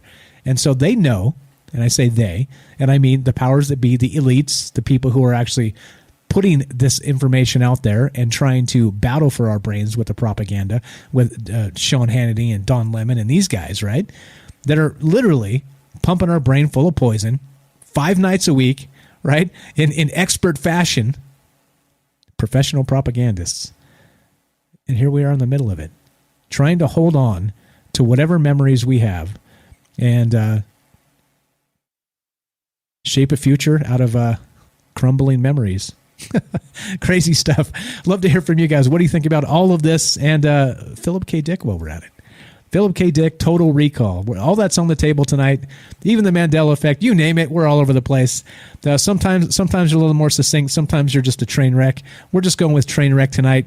I'm sure you'll forgive us. 702-957-1037. One more time. 702-957-1037. Join the Discord. Troubledminds.org. You can be part of the show. And I've got some more. Let's get to a little bit more of some information I pulled up here to kind of illustrate what's happening with scientists and actually trying to use information to change our memories. Okay, and we had a good question from Gloria there. I want to point out that she wanted to verify whether the scientists that were doing the experiments on people to implant memories, if there was any sort of hypnotic regression involved, and that was a negative in this case. It was basically just scientists sitting down, psychologists, whatever they were, and they were. It was just kind of like a session where they were talking to these subjects. That's really what it was. So, okay, here we go. Let's go to this real quick. This is from Newsweek.com, and this is how hard not just people but animals and everything the world over. Right, scientists are working very, very hard to try and get just a handle on the mind and be able to control the memories that we have. So here we go. Link in this, and I'll read just a little bit of this. This is this is actually not even new. This is from October 3rd, 2019. Scientists have implanted memories into bird brains. Right? Into bird brains, right? All right. So we talked about the mice. We've talked about people. We've talked about these things. But here we go. Scientists have implanted memories into the brains of birds, helping young zebra finches to learn a song normally taught to them by their fathers. The team say the breakthrough has revealed a crucial pathway to the development of vocal learning, which could one day lead to a better understanding of conditions where speech is disrupted. Like humans, zebra finches learn how to vocalize by mimicking their parents. By listening to their fathers sing, young birds memorize the notes and replicate them, practicing over and over. Songbirds provide an excellent model for examining these social memories. Todd Roberts from the University of Texas Southwestern Medical Center told Newsweek. In fact, there are amazing parallels between how songbirds learn their song and the early stages of speech learning. So I saw another article too that was talking about this and actually saying that birds are not being able to learn the songs to mate. And if they don't learn the actual songbird mating ritual, that we're talking about dire consequences to that species, to that particular subspecies, right? Crazy stuff here. And so that's part of what this is. They're trying to figure out how they can teach these birds to sing. Right? Crazy stuff. And this is what they're doing. These are the things they're doing, right? And, and again, I encourage you to read the whole article. There's a lot of information in here. Now, this is interesting. Roberts said they did not implant the song, just the length of the syllables. This is just one pathway involved in vocalizations. If they can uncover the other circuits that control different aspects, such as pitch and order, they could potentially implant the memory of a whole song into the songbirds. And so they're able to, instead of learn from their parents, right, as, any healthy relationship should be, right? Don't touch the stove, you knucklehead, right? These types of things. The mating ritual for these songbirds is critical to them, carrying on their species. And if they can't learn it from their parents, they're trying to actually remedy this by teaching them, right, through bird brainwash to the bird brain. Crazy stuff, right? This is a crazy world we live in, and these are crazy times, and this is yeah, exactly. Let's see, hold on, just check. If you guys want to be part of the show tonight, 702-957-1037. One more time, 702-957-1037. And there's some other good stuff here. Let's see. This is the actual article where this all started. This was from the Wall Street Journal. So I'm gonna link this, and you guys can check this out. And this has the entire study that we talked about tonight, and how it was easy, like actually an easy experience to implant false memories into people's heads. You kind of just needed a little bit of a believable backstory, kind of like a fiction, like a fan fiction sort of situation, like I said earlier, you're on vacation when you were 8 at this particular spot, and then you could implant a false memory into that exact instance. Okay, which means that unfortunately, all you had to do was kind of introduce some fake into the real, and once you blurred the two, people were able to be fooled easily, and these phony memories were able to be believed. People believed this stuff was real, and it was not. So crazy stuff. And then it continues though in this article that they actually were able to reverse these things as well. And so they were able to reverse the memories and be able to have the people identify them by, again, certain prompts. They prompt them to remember these as false memories, and then they prompted them to realize at some point they were false memories, and then remove them from their true, categorizing them as the true, right? The true things. Anyway, crazy stuff here. Again, looking to hear from you. We got a call we're going to go to in just a sec. Jay from New York. If you guys want to be part of the show, got about 10 minutes left in this last segment. 702-957-1037. You can join the Discord. Troubledminds.org. We'll have both. Let's go to Jay. Let's go to Jay in New York, and let's see. There we go. Jay in New York. You're on Troubled Minds with Mike. How are you, my friend? Good, Mike. So we're talking about our earliest memories. Yes, sir. I'm trying to catch up. So when I was a kid, for Easter, I got chickens. Or teeny tiny, it was funny. We lived in Alabama then. So they're running around and everything else. We built a coop for them all summer long. We're raising them and everything else like that. Around Thanksgiving time, a fox gets into my chicken coop. And I come home and my mom explains to me that, someone left the door open and fox must have got in there or something like that. And to this day, she tells me we had spaghetti that night for dinner. And I'm pretty sure we had chicken. Exactly. Well, you don't want, when you raise chickens, I don't know if you've ever, they're cool at Easter. Everybody wants to buy the kid a little chicken for Easter, but the thing is they turn into chickens. And they're nasty, dirty birds that wander around everything and tear stuff up. So you eat them in the fall. They're big enough. Hey, cool. This is going to, invite the neighbors over. We're going to have big old chicken. Right. It's been eating good all summer. Right. But if that's what you got the kid for Easter, you don't want to tell him.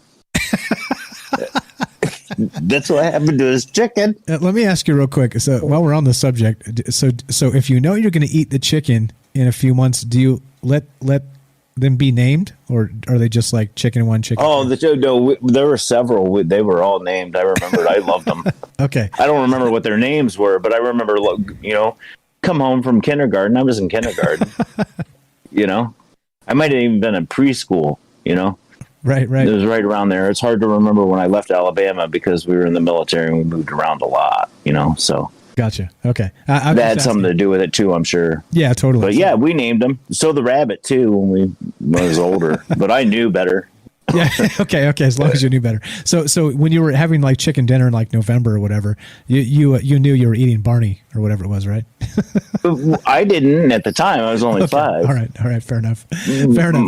That's the only reason I asked. Just curious. I grew up with some chickens a little bit here and there. With our grandparents had some, but I never actually had them myself. So I wondered what they're mean, right? They peck at you and chase you and stuff. Yeah.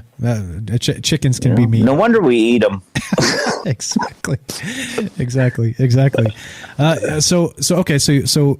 So you're saying that your memory. So how accurate do you think that memory is? And did you have spaghetti or did you have chicken that night? My mom says spaghetti. My dad won't answer. He's like, get out of here, Jay. Yeah. No, but you see the point. So the point is that our memories are basically kind of sketchy. It's kind of, we live in this sketchy world of, we remember things as they were, and there's some people you could call them optimists. Some people could be pessimists, and some people kind of remember the glass half empty version of their memories. And it could be chemical. People there's depression's a real thing. Like who knows? Like we are literally ourselves are meddling with our own memories, and then on top of that you have all this mass media garbage, the chemicals, the bad food, all the things that are actively trying to change those memories as well. I don't know, man. I don't know. I think that's where we're at tonight, and that's why we're talking about this, because you never know. We're on that slippery slope. Whatever we're doing right now, I have a feeling this is a slippery slope. It seems like, yeah, definitely. Well, I mean, everything, back in the day, you kept your food in pottery or glass, nothing. You didn't have the freezer, you didn't eat that stuff because maybe it shouldn't be in there.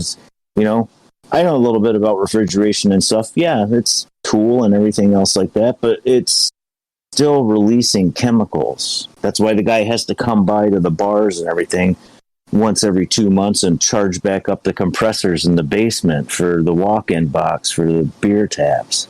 Right. I like that's getting released somewhere. Jay, I like how we started with chickens and we got to beer. You were amazing, my friend. You were amazing. It all tastes like chicken, doesn't it? No. So my MJ in the chat says chickens aren't mean. So I think maybe he had some nice chickens. we saw some mean chickens. Well, if you train them and take care of them when they're little and play with them and stuff like that, yeah, they can be really nice. But when you go to Agway and you're looking at the ones in there and you're checking them out, and the one that comes over and pecks you on the finger, well, you're going to buy that guy and you're going to give him some corn on the backyard and let him eat grubs. And, well, good thing you're a turkey. Thanksgiving's coming. Eat them up. There you go, brother. All right. So that's a great memory. Thank you for that. So how much do you think our memory is meddled with from the time we actually start remembering things to the current day? Do you think it's a lot? Do you think it's enough to be terrified about? Absolutely. I mean, look at what we're doing with, what the older generation, us boomers or whatever the little guys are calling us now, that our history is not right. So we're going to rewrite it, and we're just going to be teaching something different in school. Yeah, I was going to bring that up too tonight as part of it. It becomes a digital thing as well. So the memory of history is being rewritten with things like Wikipedia, right? As they kind of edit history. Yeah, they change it daily. Yeah, they change it daily. It changes daily. Yeah, and so the terrifying part is history as we know it doesn't really change, except they are changing it daily. And so what that looks like 100 years from now could be terrifying, because we are in that mass media brainwash where the version of history that we believe shapes the society we live in. And so clearly, very much 1984, he who controls the present controls the past and the future. I don't think I got the quote right, but that's exactly it. That's exactly it. If you can rewrite the past, you can basically determine the course of future events. It's pretty crazy stuff. We only got like a minute left, man. So final thought while we got you on the phone tonight. One of the things that really got me when we first started talking about the show was that it's been over a year since we've been going through our certain ordeal. And we're posting everything every day. Well, our memories come back on whatever platform we're on. And some of them aren't the same memory I remember posting a year ago today. And I find that really odd that some of them are actually changing. Like actually changing on in posts on the internet? One of mine came up from a year ago on the popular platform. And I reposted it today because I thought it was funny. And about 12 of my friends liked it, and I was like, wow, that's funny. Nobody liked it when I posted it last year, but when I posted it this year, it's kind of funny. That's because the world is changing, my friend. The world is a-changing. Jay, we got to go. We're at the end of the thing here. If you want to call back after, you're welcome. I'm going to bump you back in the caller queue. We're going to finish this up. And, all right. Appreciate it, my friend. Appreciate it. All right, so we are at the end of this show on Fringe FM. If you guys are listening on Fringe FM, stay tuned for Joe Roop, Lighting the Void, and after that, Ryan and Gable with The Secret Teachings. Fantastic stuff. If you're listening to us on Facebook, YouTube, or DLive, hang tight for a third hour, and we're going to keep on trucking. We're going to keep on talking about memories, false memories, mass media brainwash, hyper-reality, Phillip K. Dick, the Mandela Effect. There's a lot here. In any case, you're listening to Troubled Minds. I'm Michael Strange. Thank you for listening. Appreciate it a lot. Thanks for hanging out with us. I know there's a million things you could be doing tonight, but instead you're here with us. Be sure, be strong, be true. And once again, thank you for listening. We'll be back tomorrow night at 7 p.m. Have a great night. From our Troubled Minds to yours. Thanks for listening.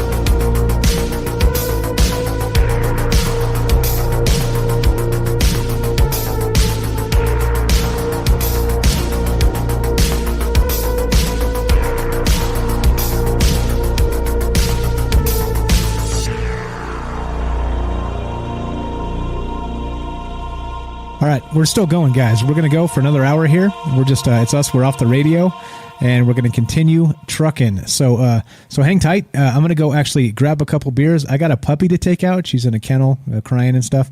So just a couple 3-minute break. I'll be fast, and we'll continue. We got one more hour, so if you're listening on DLive, Facebook, or YouTube, hang tight. Still taking your calls. I'm going to put the phone number up, 702-957-1037. We'll go back to Jay in a sec here. Looking to talk to you guys tonight. What do you think? How accurate is our memory, and should we be terrified that the war over what we remember is on? It's on. Very much like Alex Jones has always said, InfoWars, right? So hang tight. I'm going to play just a little bit of music, take the doggy out, grab a couple beers. You do the same. Tuck in the kids. Top off your drink. Grab some popcorn, whatever it takes. Hang tight. We'll be right back for one more hour. This is Michael Strange from Troubled Minds.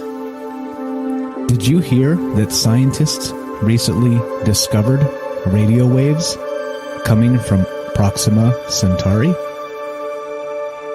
Well, I cannot confirm nor deny.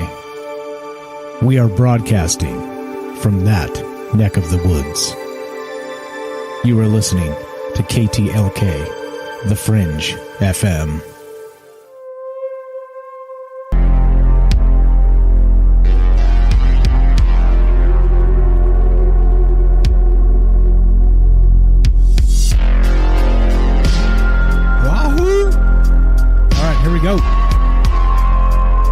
Here we go.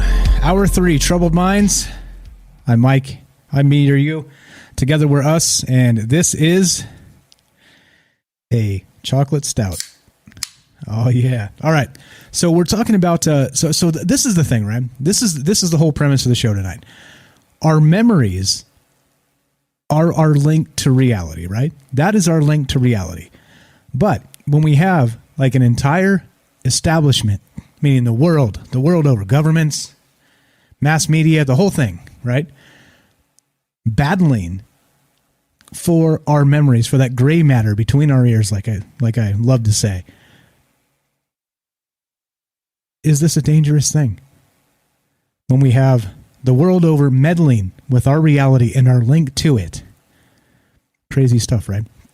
Crazy stuff. I'm okay. Just ran, got the puppy. I'm good. Everything's good. Let's see. All right, so let's go back to Jay, and we'll keep on talking. If you guys want to be part of the show, you know what to do. 702-957-1037. That's 702-957-1037. What's up, Ash? I see you there. What's up? Got me sprinting out, sprinting back. I only had so much bumper music rolling. All right, I'm about to do a Wim Hof breathing exercise going on here. Let's go back to Jay. Wim Hof, if you guys don't know who that guy is, check him out. What's up, Jay? You're back on the show. How are you, my friend? Let's do this. Good, Mike. I need a bigger chalkboard to keep up with talking about all the things we talk about. Just little thoughts that you should jot down to help your memory. Yeah, right? You know? Well, like Rohan was saying, who I think it was him saying that.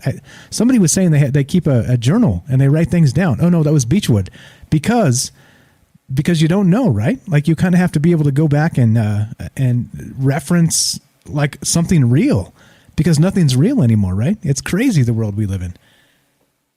Well, I mean, back when I was a scout leader, I used to keep a little leather, one of those things you buy at Barnes & Noble, where you wrap up with a leather thing. It's got the pin in it, and kept it in my backpack. So-and-so did this requirement. And at the end of each day at the camping trips and stuff like that, I'd write like down a little note or something like that. And then what I was saying a little bit earlier about we're going through a pretty rough year here recently, trying to keep us out of the algorithms. And my pictures are changing. Like when I reposted it was a year ago's picture. This year, I reposted it. 12 people liked it, and then it turned into a political campaign thing. And I was like, wait a minute, man. I just watched that happen, right? They changed my memory in front of my own eyes today. Because I don't need to remember that. I don't need to talk about that, The Ash has been on Bunny's show there in the UK, and how they take the comments get scrubbed right out of the chat while it's live.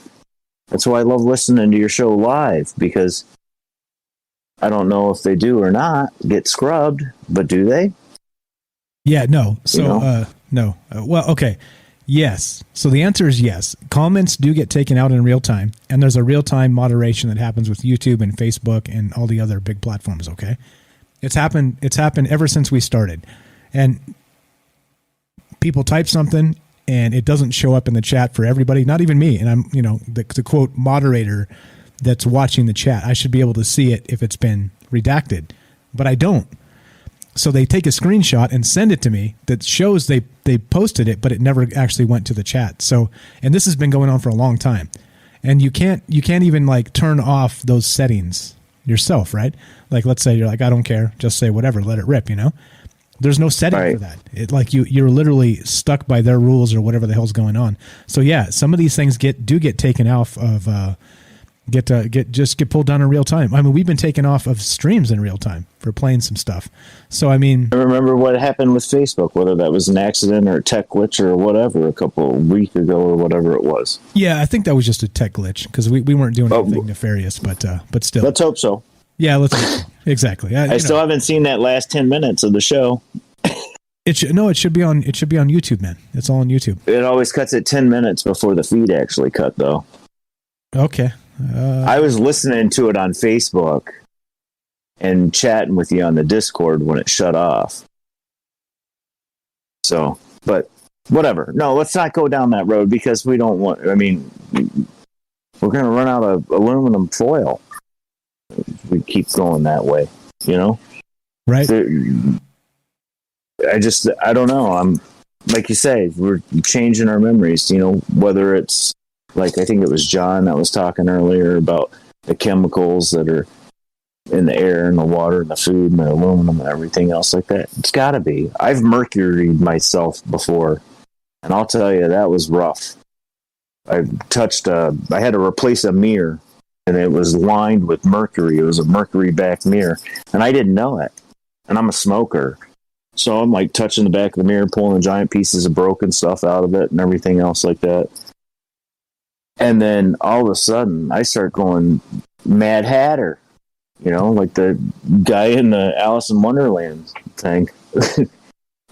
I was a loon. And they're like, what's wrong with you? And I'm like, I don't know. And I lit a cigarette, and it tasted like metal. And I was like, I'm in trouble.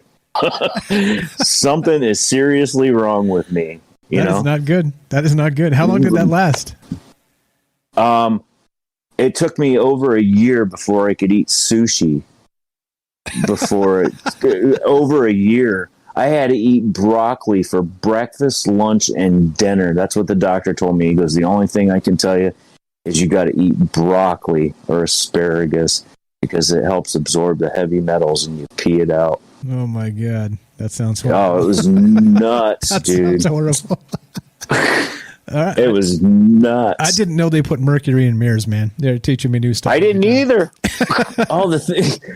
The cool thing about it is the mirror was it was in a museum. Somebody broke it, and I did glass and mirrors at the time. And somebody said, "Yeah, Jay will probably come over there and do that for you." I charged him like $200. The mirror was, I don't know, $50 from the manufacturer. You call them up, it goes to the distributor, you pick it up, you go there, you cut it, you put it in. I'm pulling the old one out because it's great big huge shards of broken glass. Get it out of there. Hit it with a hammer. I still got a giant piece of it in my garage, actually, the biggest piece I saved. Nice. That's the booby trap. So now next time you got to wear a spacesuit, plastic gloves, and you got thing on it. It's the oddest looking mirror you'll ever see in your life. It's almost like you're like 2 feet on the other side of the glass, like you're farther behind it than like you touch your finger to a mirror. There's just that little spot, but it's further away. It's weird. They're very weird mirrors. The gold leaf ones that they had at the Omni Hotel were really weird too. But we're talking about memories, right? Yeah, exactly. So that's the question tonight, guys. How much can we trust our memories? Going back to your earliest one and kind of on the sliding scale from that very first moment we recall being conscious, basically, to now. And so not only is are we talking about that, how we're talking about how the media, the mass media, the government, the academia, the whole deal, right? The Wikipedia, the technocrats, every bit of this is they're kind of positioning this to inform us of our future, right? They're trying to teach us that the past should be framed in a particular way so that the future can be put forth the way they want it to, right? And that's what we're talking about. And so, I always say that on this show, we have a memory that goes beyond a 24-hour news cycle. And they expect us all to forget, They report one thing yesterday, and then today they report the exact opposite, and we're supposed to forget that yesterday they said the other thing, No, I remember these things. But they die and live for a future where they're able to just tell us what is real in real time, and we take that as fact, and we don't remember anything. So it's very much a fight for our war. A war for our mind is what I meant to say there. Reading chat and talking at the same time is bad because you mix words. And anyway, that's what's up tonight. So final thought while we got you on the phone, Jay. If anybody else wants to be part of the show, 702-957-1037. Click the Discord link, troubleminds.org. Let's go to you, Jay. Jot some things down, just so you remember for yourself, that's the way that it is. Try to listen to stuff live so somebody doesn't have an opportunity to change your memory. Yeah. Buy books. Books. Books. Holy smokes, the books, dude. The books. They're not going to edit the book if it's in your library. No, they are not. They are not going to sneak into your house and change chapter 4. That's not happening. But if you download the Kindle version, probably. It's probably already happening. I wouldn't doubt it. I would not doubt it. Well, I mean, look at the thing that they did back. You were probably in school when they did it. They went through, what was it, with To Kill a Mockingbird. And they took out words because they were offensive and stuff like that. And then later on, they took her off the thing. But that was that was an excellent book. Yeah. But they edited it for school children because, we can't teach them things were like that back then. We're doing it with history. They did a thing. I don't want to get into something too touchy, but in the 40s, there was atrocities going around in the world, and there's college kids this day and age that don't really know that much about it, and they're not sure whether or not it was a hoax or real or not. And I'm like, yeah. You're talking like millions of people got slaughtered. Not just not we're talking in the hundreds of millions. Exactly. Just that war. Yeah, I mean, it's unbelievable. Some of that stuff. That's what I mean. And so, if you can start to frame different situations in history, and we're not trying to do that. We're trying to remember it, because how do you not repeat it? You remember the terrible stuff. You remember the most awful stuff. Exactly, and you talk about it. And we're not even allowed to talk about some of those things anymore, right? We're just not. You say particular. I'm trying to be really touchy with my words, right? Yeah, exactly. I'm trying to be really touchy with my words right now, because all of the things that we're not allowed to talk about, the aliens, the mind control, and all these things, if we start throwing out the wrong words or giving dates and names and cliches, or what did you call it? Labels. I think it's labels that you usually say. You put the label on it. Now you're getting into the AI program that says, whoa, wait a minute, what are these guys talking about? We got to shut them off early, All the algorithms, listening to every word. I saw a TED Talk thing popped up with Elon Musk on it from probably about 6-7 years ago, where he was warning everybody about stay away from AI. And now he's one of the leaders. And, hey, I got this little Pentium 3 processor that we can shoot through your ear. Let's wire up your brain with these pigs, and you can communicate with my pigs. Let's do it. I had a girlfriend back when the Pentium 3 processors came out. She actually sold them in a great big reel, like movie film, where it punched it onto the boards, thousands at a time. Yeah. And I stole one off of her. I just clipped one off of it, and I put it through my hat, and then I took all the pins and bent them over so it would hold on to my hat. I was walking around with a Pentium 3 processor on my hat. I think there's a more efficient way to do that, but great story, Jay. See, going back to the memories, right? We're talking memories, guys. We're talking about how fallible our brain is, and if our brain is so fallible, how do we know what actual reality is? And crazy stuff. Jay, I appreciate the call. Thank you again. Jay sent me a nice card congratulating for being on the radio, and he sent me money. Too much, my friend. You were way too kind. No. Thank you so it was much. A nice dinner for you and Mrs. Strange. Thank you. That's why I did that. Thank you. People do that for me all the time, Mike. I go to people's houses and I build stuff for them, or my kids are really well behaved in the restaurant.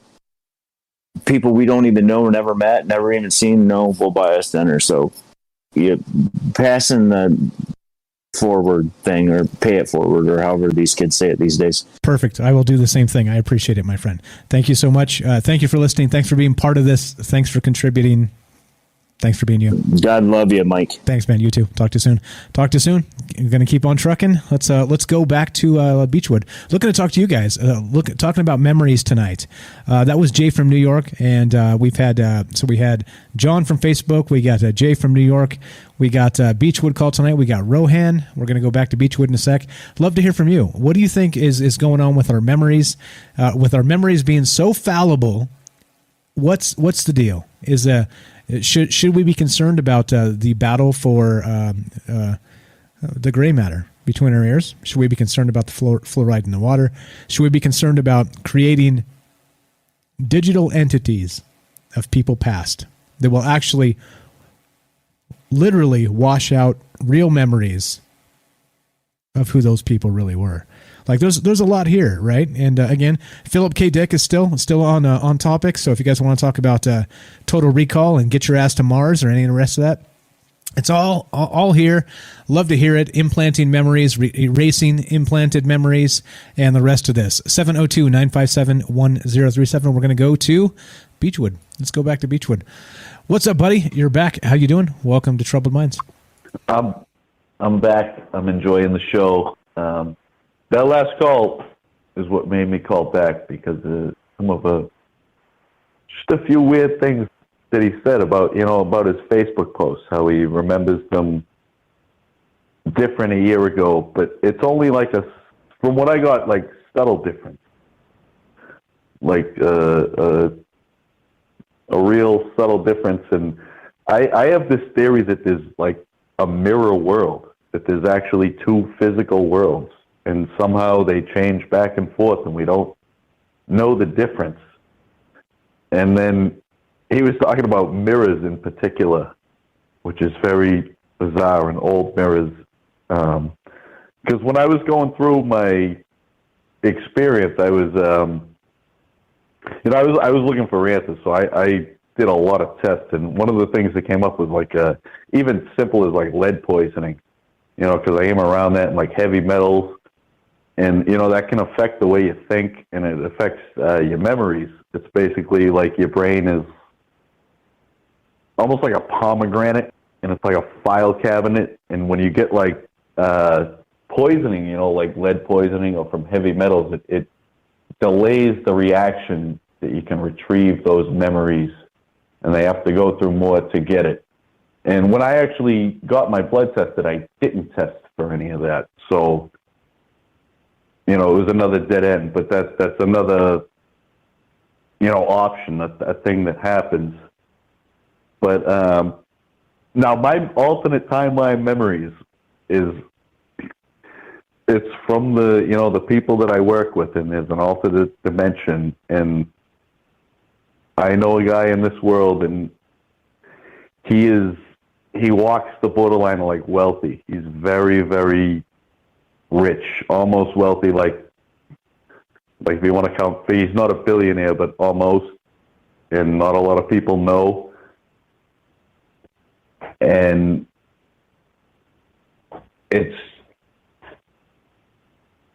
when this happened, he's part of the story. He owns this old mirror that's from an old funhouse down Revere Beach. And that might give it away who he is. And they can't make the mirror the way it is anymore. And you look in the mirror and you look completely different. And he said something about there's this mirror world. There's another, almost like we're a surrogate. And I don't know if he was joking. He just tells that to people. But it was just a bizarre coincidence that happened. But then the other real story, I was a little bit off track. All right, when I freaked out and I lost my memories, I was aware of it. I asked for help. I was reaching around, like telltale mental illness signs, and it got taken care of, and I'm very grounded now. But however, a year after, I have a brother-in-law, and him and my sister got divorced, and he woke up overnight, literally overnight, saying that the CIA is after him, the FBI is after him, that I'm undercover, I work for the Secret Service, that my uncle hacked his computer. And this this was so extreme that it led to their divorce. Like, it led to a real life change. Like, she moved home, the world fell apart, and I've never seen anything like that. And he wouldn't accept help, but it was just such a weird thing that, it happened to me, and then it happened to him like a year and a half later, where like he completely lost his memory, and he's gone. He hasn't gone anywhere, and still to this day, he thinks that I'm after him. He says Frank Salemi's watching him. He says the Freemasons are watching him. Like hardcore, completely gone. Doesn't talk to his kids. Doesn't, there's a legal situation, but it's real. Like it actually really happened. And that's someone that was actually a down to earth, grounded person. Woke up overnight and is like he has all different memories, and now he's gone. And there was no, drug abuse or anything like that. Drinking on the weekends. Nothing crazy. So it's real. I mean, it's real. It's a long story. It's weird to say. I know it sounds like a lunatic story, but it really happened. And you hear other people's stories and these little takes, and it just all kind of adds in. And I'm just looking for answers, and opinions. And it's just, I don't believe in coincidence. That's all. Yeah, I think that's fair. Many people do not. And that's really kind of the basis of what we're talking about on this show all the time. It's like, is all of these things really like coincidental? Or in that case of that individual, like that was like a psychosis, right? Like he actually had like a mind, like his mind broke. So is it straight psychosis? Yeah, is the exact word. Like that's because I even tried. I told him, I know it's illness, and he's gone. No, he said, he went to the emergency room, and he told them that they were using witchcraft on him. That's why his fingers were splitting. And then he came home and he told them, my sister, that the doctor told them, no, there's someone using witchcraft on me. That's why all this is happening. And this is all, my sister took out her phone and recorded it because she was terrified. Like that got shown to like a judge in a courtroom. Like it really happened. Like that's how bad it was. And like I can relate to him, but I was also aware of it, and I just reached out for help, and he's completely gone. But I want to know the relation, because I was like, is there something in the water we're drinking? Do we get poisoned from somebody? Like, it's just weird that we're so closely related, and we had such a similar incident happen. Granted, it was about a year and a half, 2 years apart, and I've like accepted it and, come out with it and, went to the doctors, do everything you can to, to check yourself to see what's going on. And he never has, and he's still in this world. And recently on Facebook, he just posted that he was an undercover FBI narcotics agent, which he wasn't, because he was also claiming that he was a Hell's Angel, and he's having these delusions. Holy smokes! And nobody knows why. That's the thing, right? So basically, it's like this: we're literally desperately as people trying to keep our reality together, because the reality that we're being fed through the media is phony. It's all phony. It's literally, there's no truth anymore, like the post-truth world. And so that's my question, is that being bombarded with this brainwash constantly and all the time, is this happening? Is this really causing people's mind to just break? And they can no longer differentiate between what's real and what's not. And these are the things that happen. I mean, clearly there's more that goes into it. Like we said, fluoride in the water. We got lithium. We got Jay and his mercury in the mirror. We've got a lot of things going on, right? But I mean, we got our poor diet. We have all these things. And so as a result of that, is this what happened? Is this the final goal? Is to literally just break our brain and throw it in the fire? And that's the goal here. I don't know. If that's the goal, that's horrifying, right? It is horrifying. And I mean, look at simple things like, you remember the E.T. movie with the Reese's Pieces? Yeah. It was supposed to be M&M's, and M&M said no, and they put Reese's Pieces, and everybody went out and bought Reese's Pieces. And that's illegal now. It's subliminal advertising. But how much do you actually have to see to have them manipulate your brain? Could you, especially we're always looking at a screen now, and it's like a known fact. You can see a product for a fraction of a second. You go get it, especially if it's cigarettes, anything that relates to hunger, any of your natural drives, sex cells. I mean, they sell sex with everything. Squatch soap. There's a Sasquatch soap out now. They sell sex. That's how they sell it. But the brain is that easily influenced, and we don't know where it's coming from. And even news articles are sponsored content. It's almost disgusting how much advertisement and sponsored content is out there. So you really don't know what the truth is. It's almost like your own research project now. So it's important to learn how to learn. If you know how to observe and see something, don't let someone tell you that's wrong. Amen. Dude. You are totally capable of looking at something and figuring it out, learning, making an opinion on it, hypothesis, and then you go through the thing. But it's just so easy to be manipulated. Amen. And that's the whole bit, right?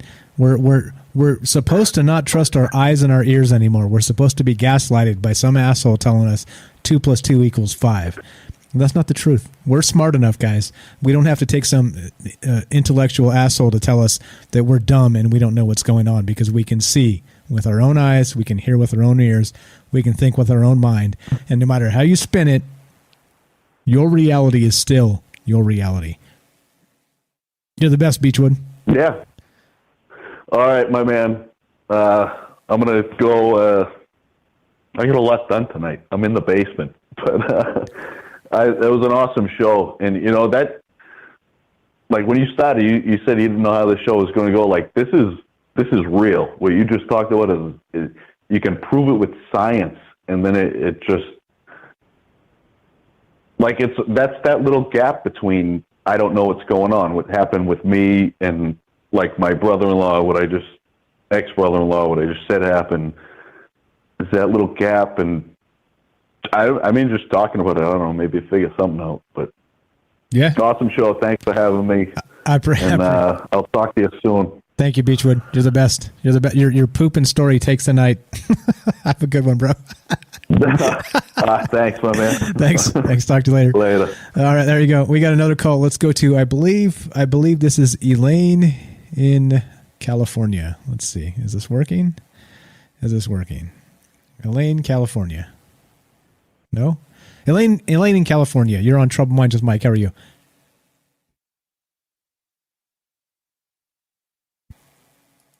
Test 1, 2. Are you there?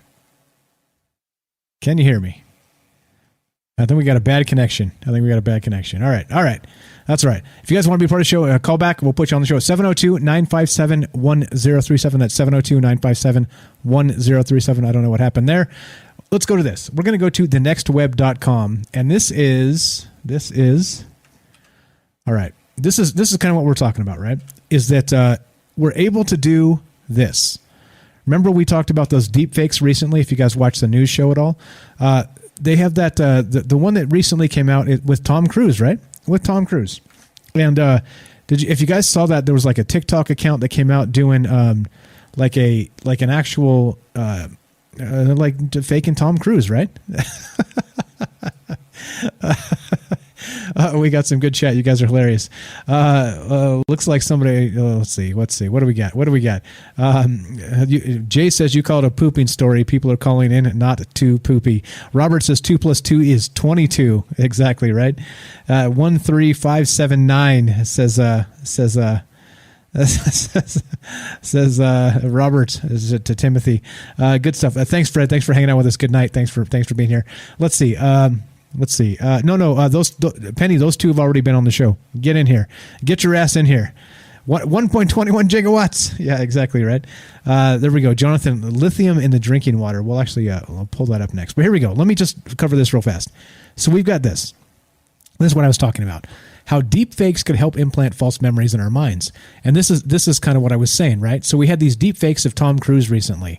And so here we go. The human brain is a complex, miraculous thing. As best we can tell, it's the epitome of biological evolution. This is straight from the article. But it doesn't come with any security software pre-installed, and that makes it ridiculously easy to hack. We like to imagine the human brain as a giant neural network that speaks its own language. When we talk about developing brain-computer interfaces, we're usually discussing some sort of transceiver that interprets brainwaves. But the fact of the matter is that we've been hacking human brains since the dawn of time. And that's what I was saying. As long as people could communicate, they were trying to fool others, right?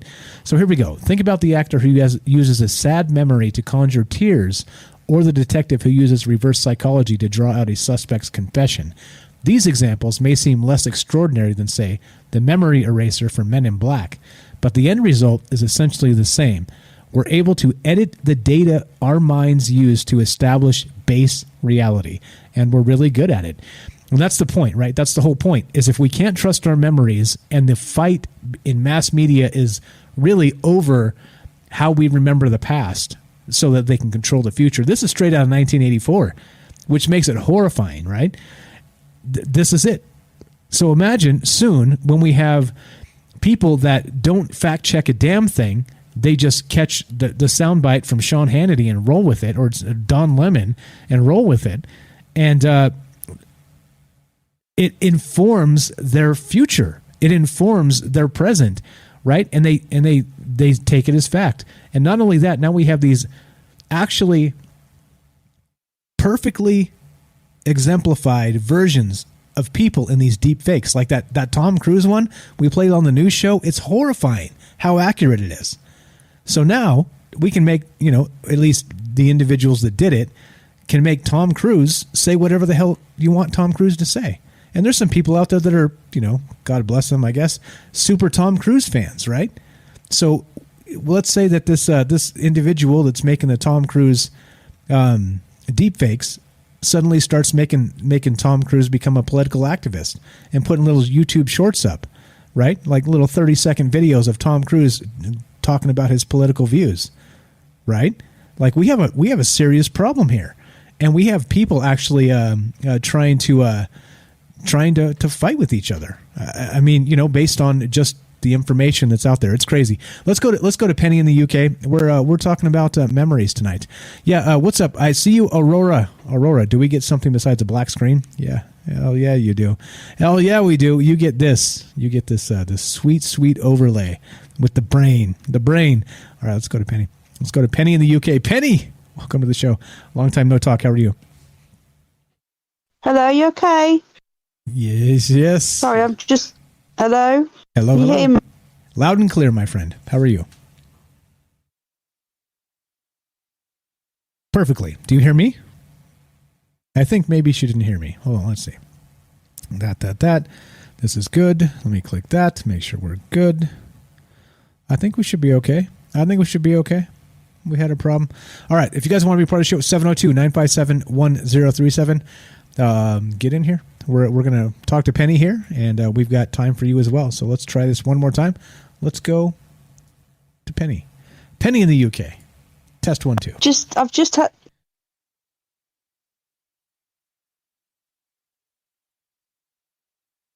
Okay. All right. Test 1, 2. Every time you talk, it takes you out of the channel. Can you hear me? Oh, shit. All right. All right. Yeah, she's because she keeps bouncing out of the channel. I'm gonna leave you in here. Can you hear me? I hear you. Yeah, can you hear me? I hear you perfectly. Gosh, that was annoying. That was a connection problem. I couldn't hear it. It kept on kicking me out. It just kept on throwing me out for some reason. Okay, all right. Well, you're in. That was weird. Everything's fine. Yeah, we had that call just drop. I couldn't. There was no audio coming from that call just a second ago too.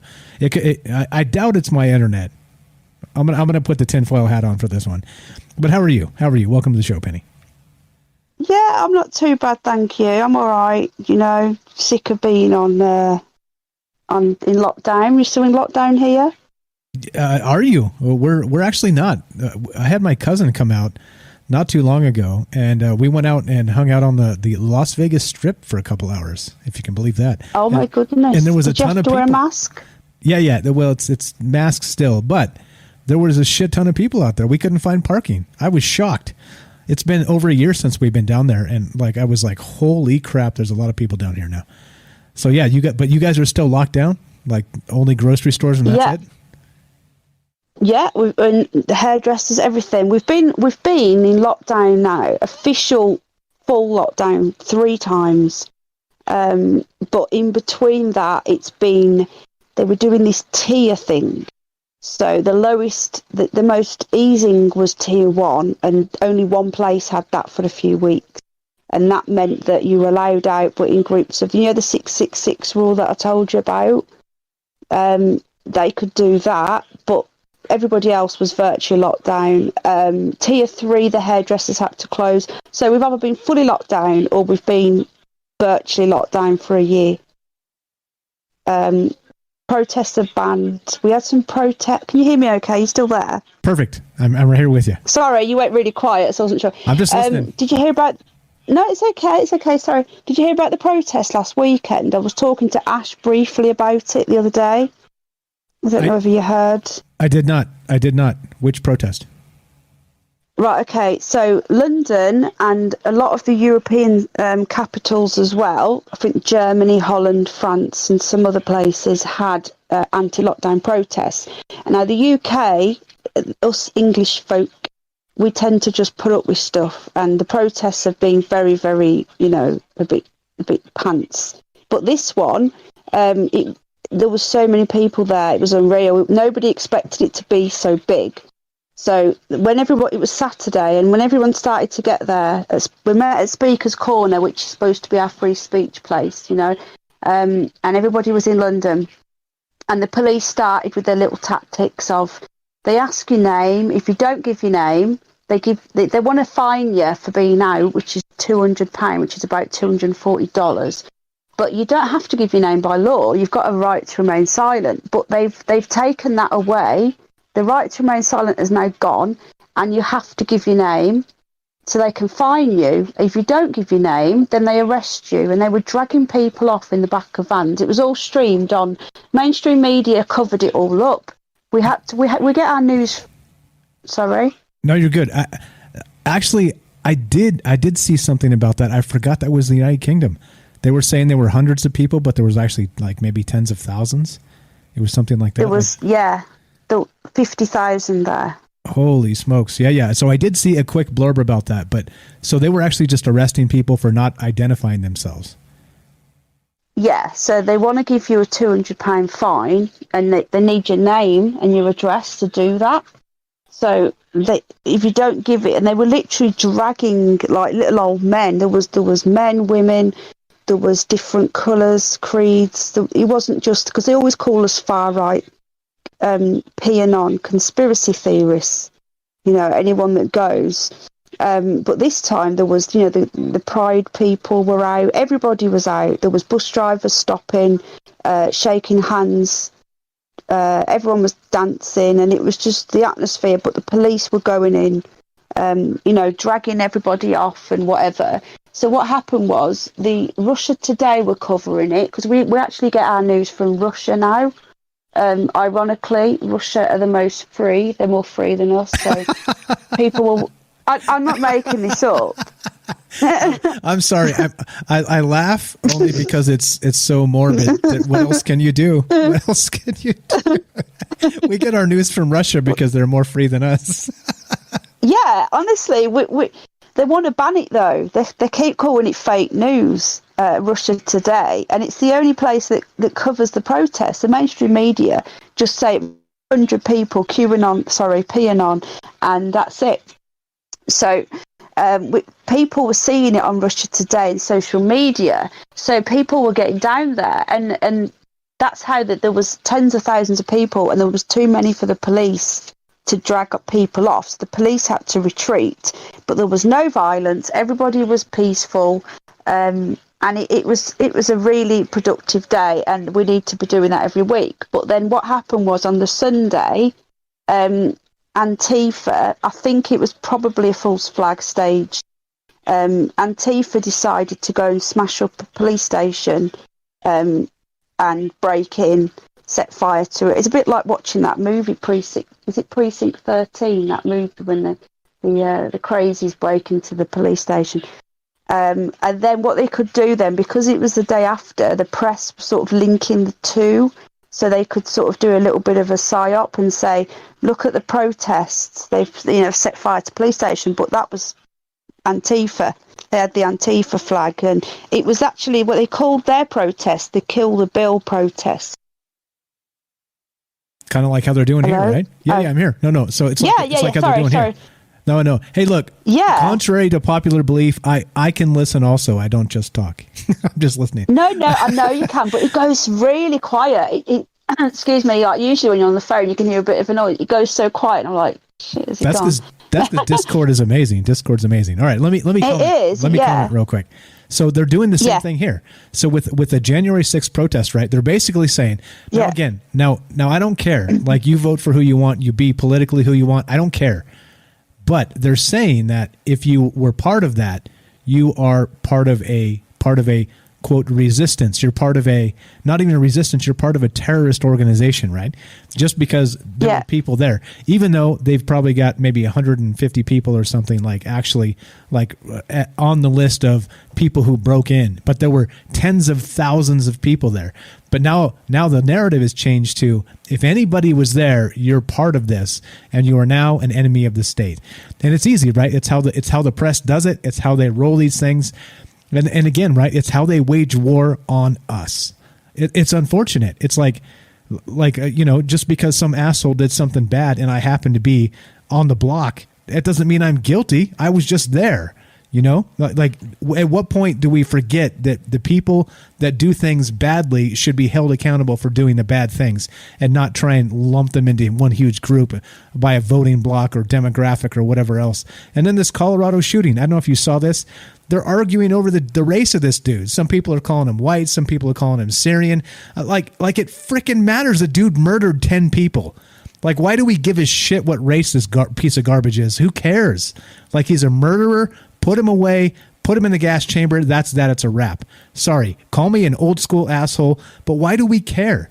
Why do we have to politicize every single damn thing? It drives me nuts. Sorry. There we go. See, I can talk to. It's no, and I can listen to. Nice. It's annoying. It's like the Sunday one was nothing to do with the anti-lockdown. So I don't think I clarified that. So the Saturday was the lockdown day, and I say it was all over Europe. They said it was a few hundred people. It wasn't. Then on the Sunday, that was not a protest day for the anti-lockdown. We were called anti-vaxxers, PAnon, whatever. far right. Even though there was like pride people there and there was black people there, there's all different colours and creeds. You know, Londoners are all different. You know, London is like a very diverse city. Yeah. So, you know, all the real, you know, not these asylum seekers that are coming in. That's a completely different story. So on the Sunday, it wasn't in London. It was in Bristol, which is fast becoming the San Francisco of the UK. You know, it's very liberal, young college, you know, university students, you know, and it's very far left city. So 100 of them masked up. The police let them as well. So the double standards there, the hypocrisy of the police allowing this to happen when they were beating people up the day before who were doing nothing wrong. They were just stood there, but they actually watched and sat by. They let them set fire to police cars. It was really badly staged. They let them break into the police station, set fire to the police station. The police actually backed away and allowed it to happen. It was all publicity stunt. It was all over the news. It was all over the newspapers. And then there were like far right protests over the weekend then. So then people, you know, they didn't actually have to say the word without planting it into people's mind. A weekend of protests, of violence. One policeman had his lungs crushed. They beat the policeman up. I think there was 20 had broken bones.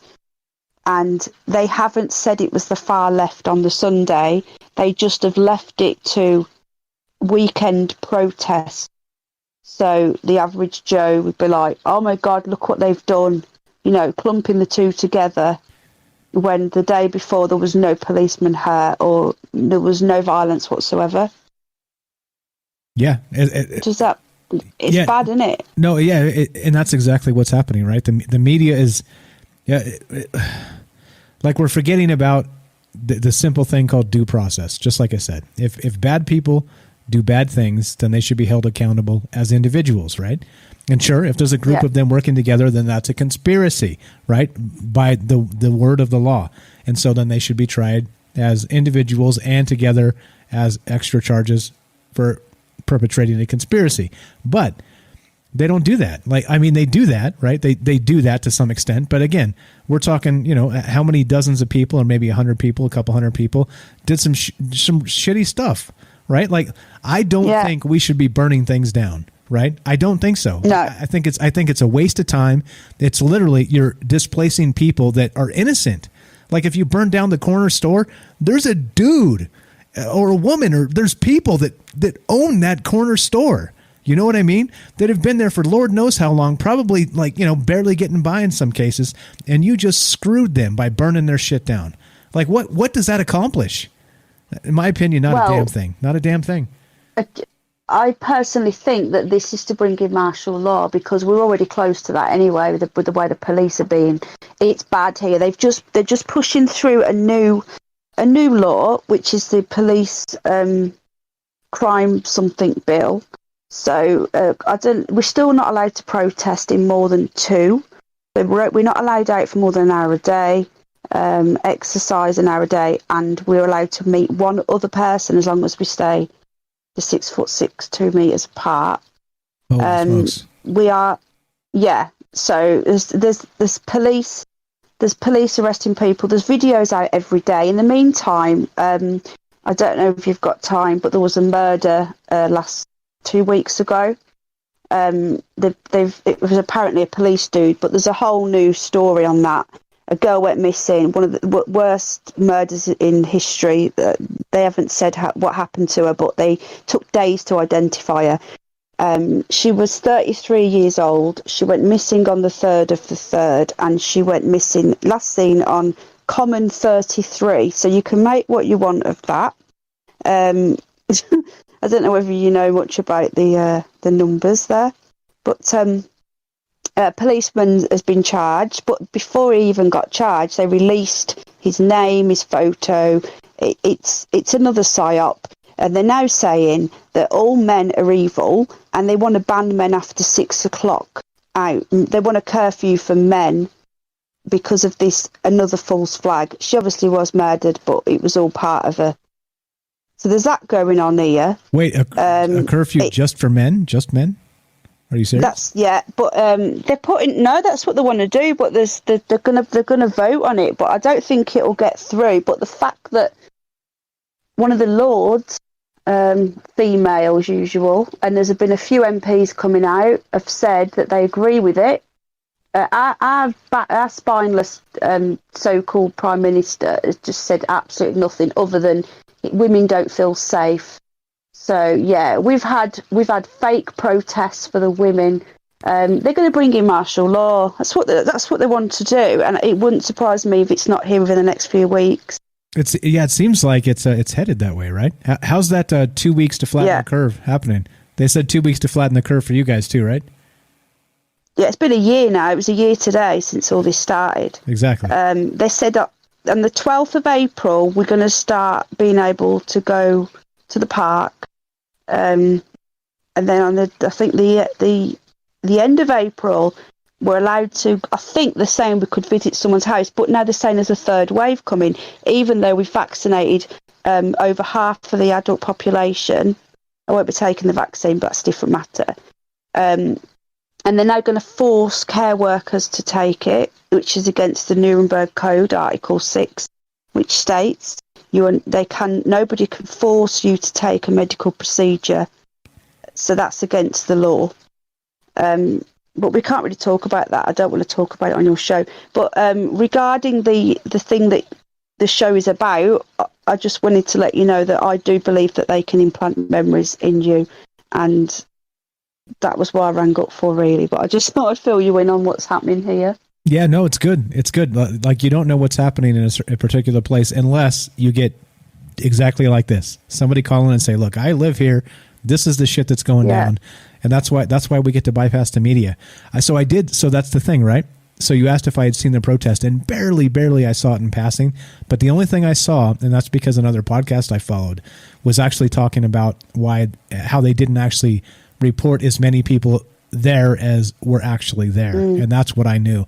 And it's another truth seeker. It's somebody that Microaggressions podcast with I can't remember the guy's name. He's on Fringe FM also. So he tweeted that, and that's how I saw it. He actually had a photograph of like the thousands of people and said that the media was reporting like 100 people or so, or a couple hundred people, something like that, which is not true. Not true at all.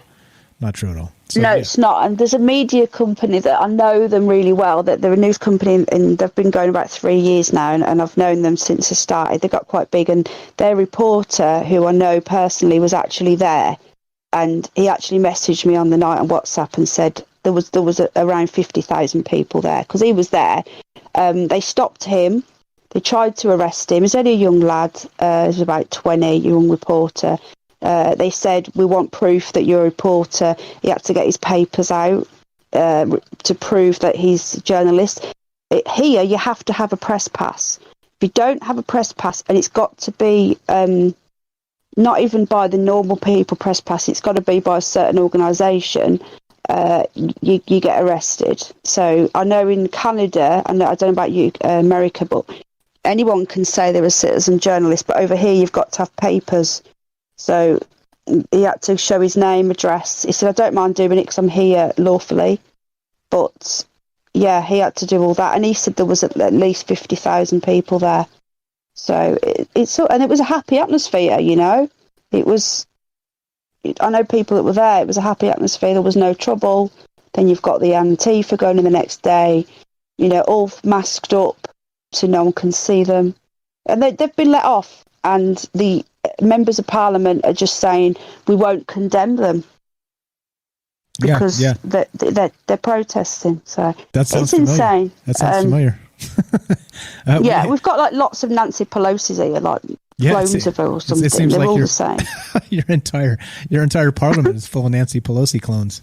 That's terrible. Yeah, good left and right. It doesn't matter. We haven't got a right party anymore. They are full on Marxist. The Conservatives are not conservative anymore. We've got a few backbenchers who were fighting and saying this is not our party, but they've been silenced and called conspiracy theorists. So even it's insane. But the New World Order got America, and that was the last thing they needed.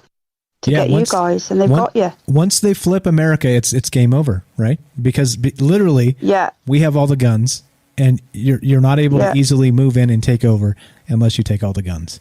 And right, this is the craziest part. Everybody was like, "Oh, hey, by the way, if they make you register their guns," my grandmother told me this years and years and years when I was like 10 years old. She said, "Look, if they make you register the guns, it's the first step to taking them. That's all it is. Like, why do they care who has them? They only care who has them if they're coming to get them." And that's the damn truth. That's the damn truth. And do you have to register your guns? It depends on the state. So here in my state, in Nevada, no. But here's the crazy part. So if I go purchase a firearm, you go through the whole background check, that whole routine. But I don't have like a card that says this gun with this serial number belongs to me. But it's in some database somewhere anyway. So like registering the guns was kind of like a moot point because they freaking know. It's all cataloged. Like, are you shitting me? Come on. It's ridiculous. Of course they do. Yeah, of course they do. Yeah, we're allowed air rifles here. And you can get some that are just at the legal limit, and then they can be modified after. So you can walk into a shop and buy one, and you can get some decent ones. Because I said I want one that's going to take out a zombie, the headshot when the apocalypse comes. That's what I'm waiting for. As long as it'll take out a zombie with a headshot, I'm happy. Then you're good to go, right? Then you're totally good to go. Good to go, yeah. So I recommend a nice shotgun for you, Penny. I'd love a shotgun, but we're not allowed them. You can't even have a shotgun? Oh, God, no. You get caught with a shotgun, it's like 20 years in prison or something. You've got to have a reason. You've got to be a farmer and go and kill animals. And I don't think I'd be able to convince anybody. You've got to get someone to sign it, and a doctor's got to sign it to say you're not mad. When everyone's a bit mad these days, everyone's on antidepressants, so you got no chance, have you, really, of saying that? Yeah. So, yeah, it's never going to happen. Never going to happen.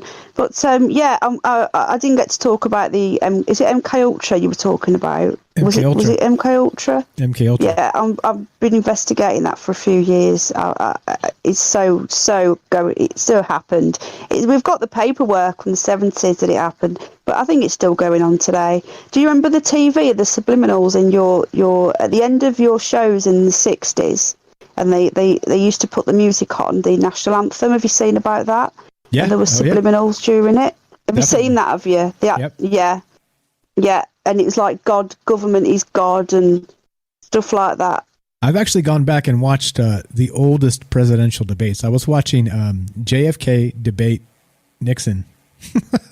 like from the 60s. Really? Wow. Yeah. Well, because I wanted to see how quickly things had changed. And both sides, interestingly, JFK, John F. Kennedy, and Nixon, Richard Nixon, they were debating each other. Clearly, JFK won that election and then got assassinated. But they both were talking about bringing freedom to the world, right? Like it was talking points in their debate. And now it was interesting to me because I was like, oh, so I guess a long time ago they did give a shit about freedom. Because now you notice no politicians ever bring it up because it's like the electric fence.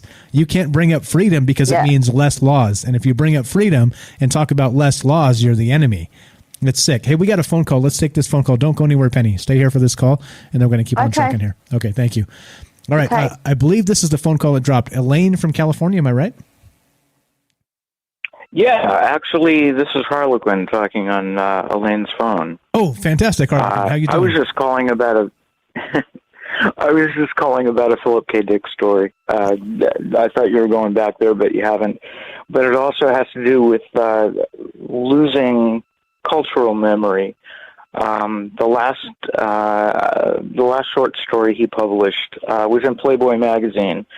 And it's two astronauts flying along, having, some kind of profound religious conversation, and suddenly Jesus appears behind them.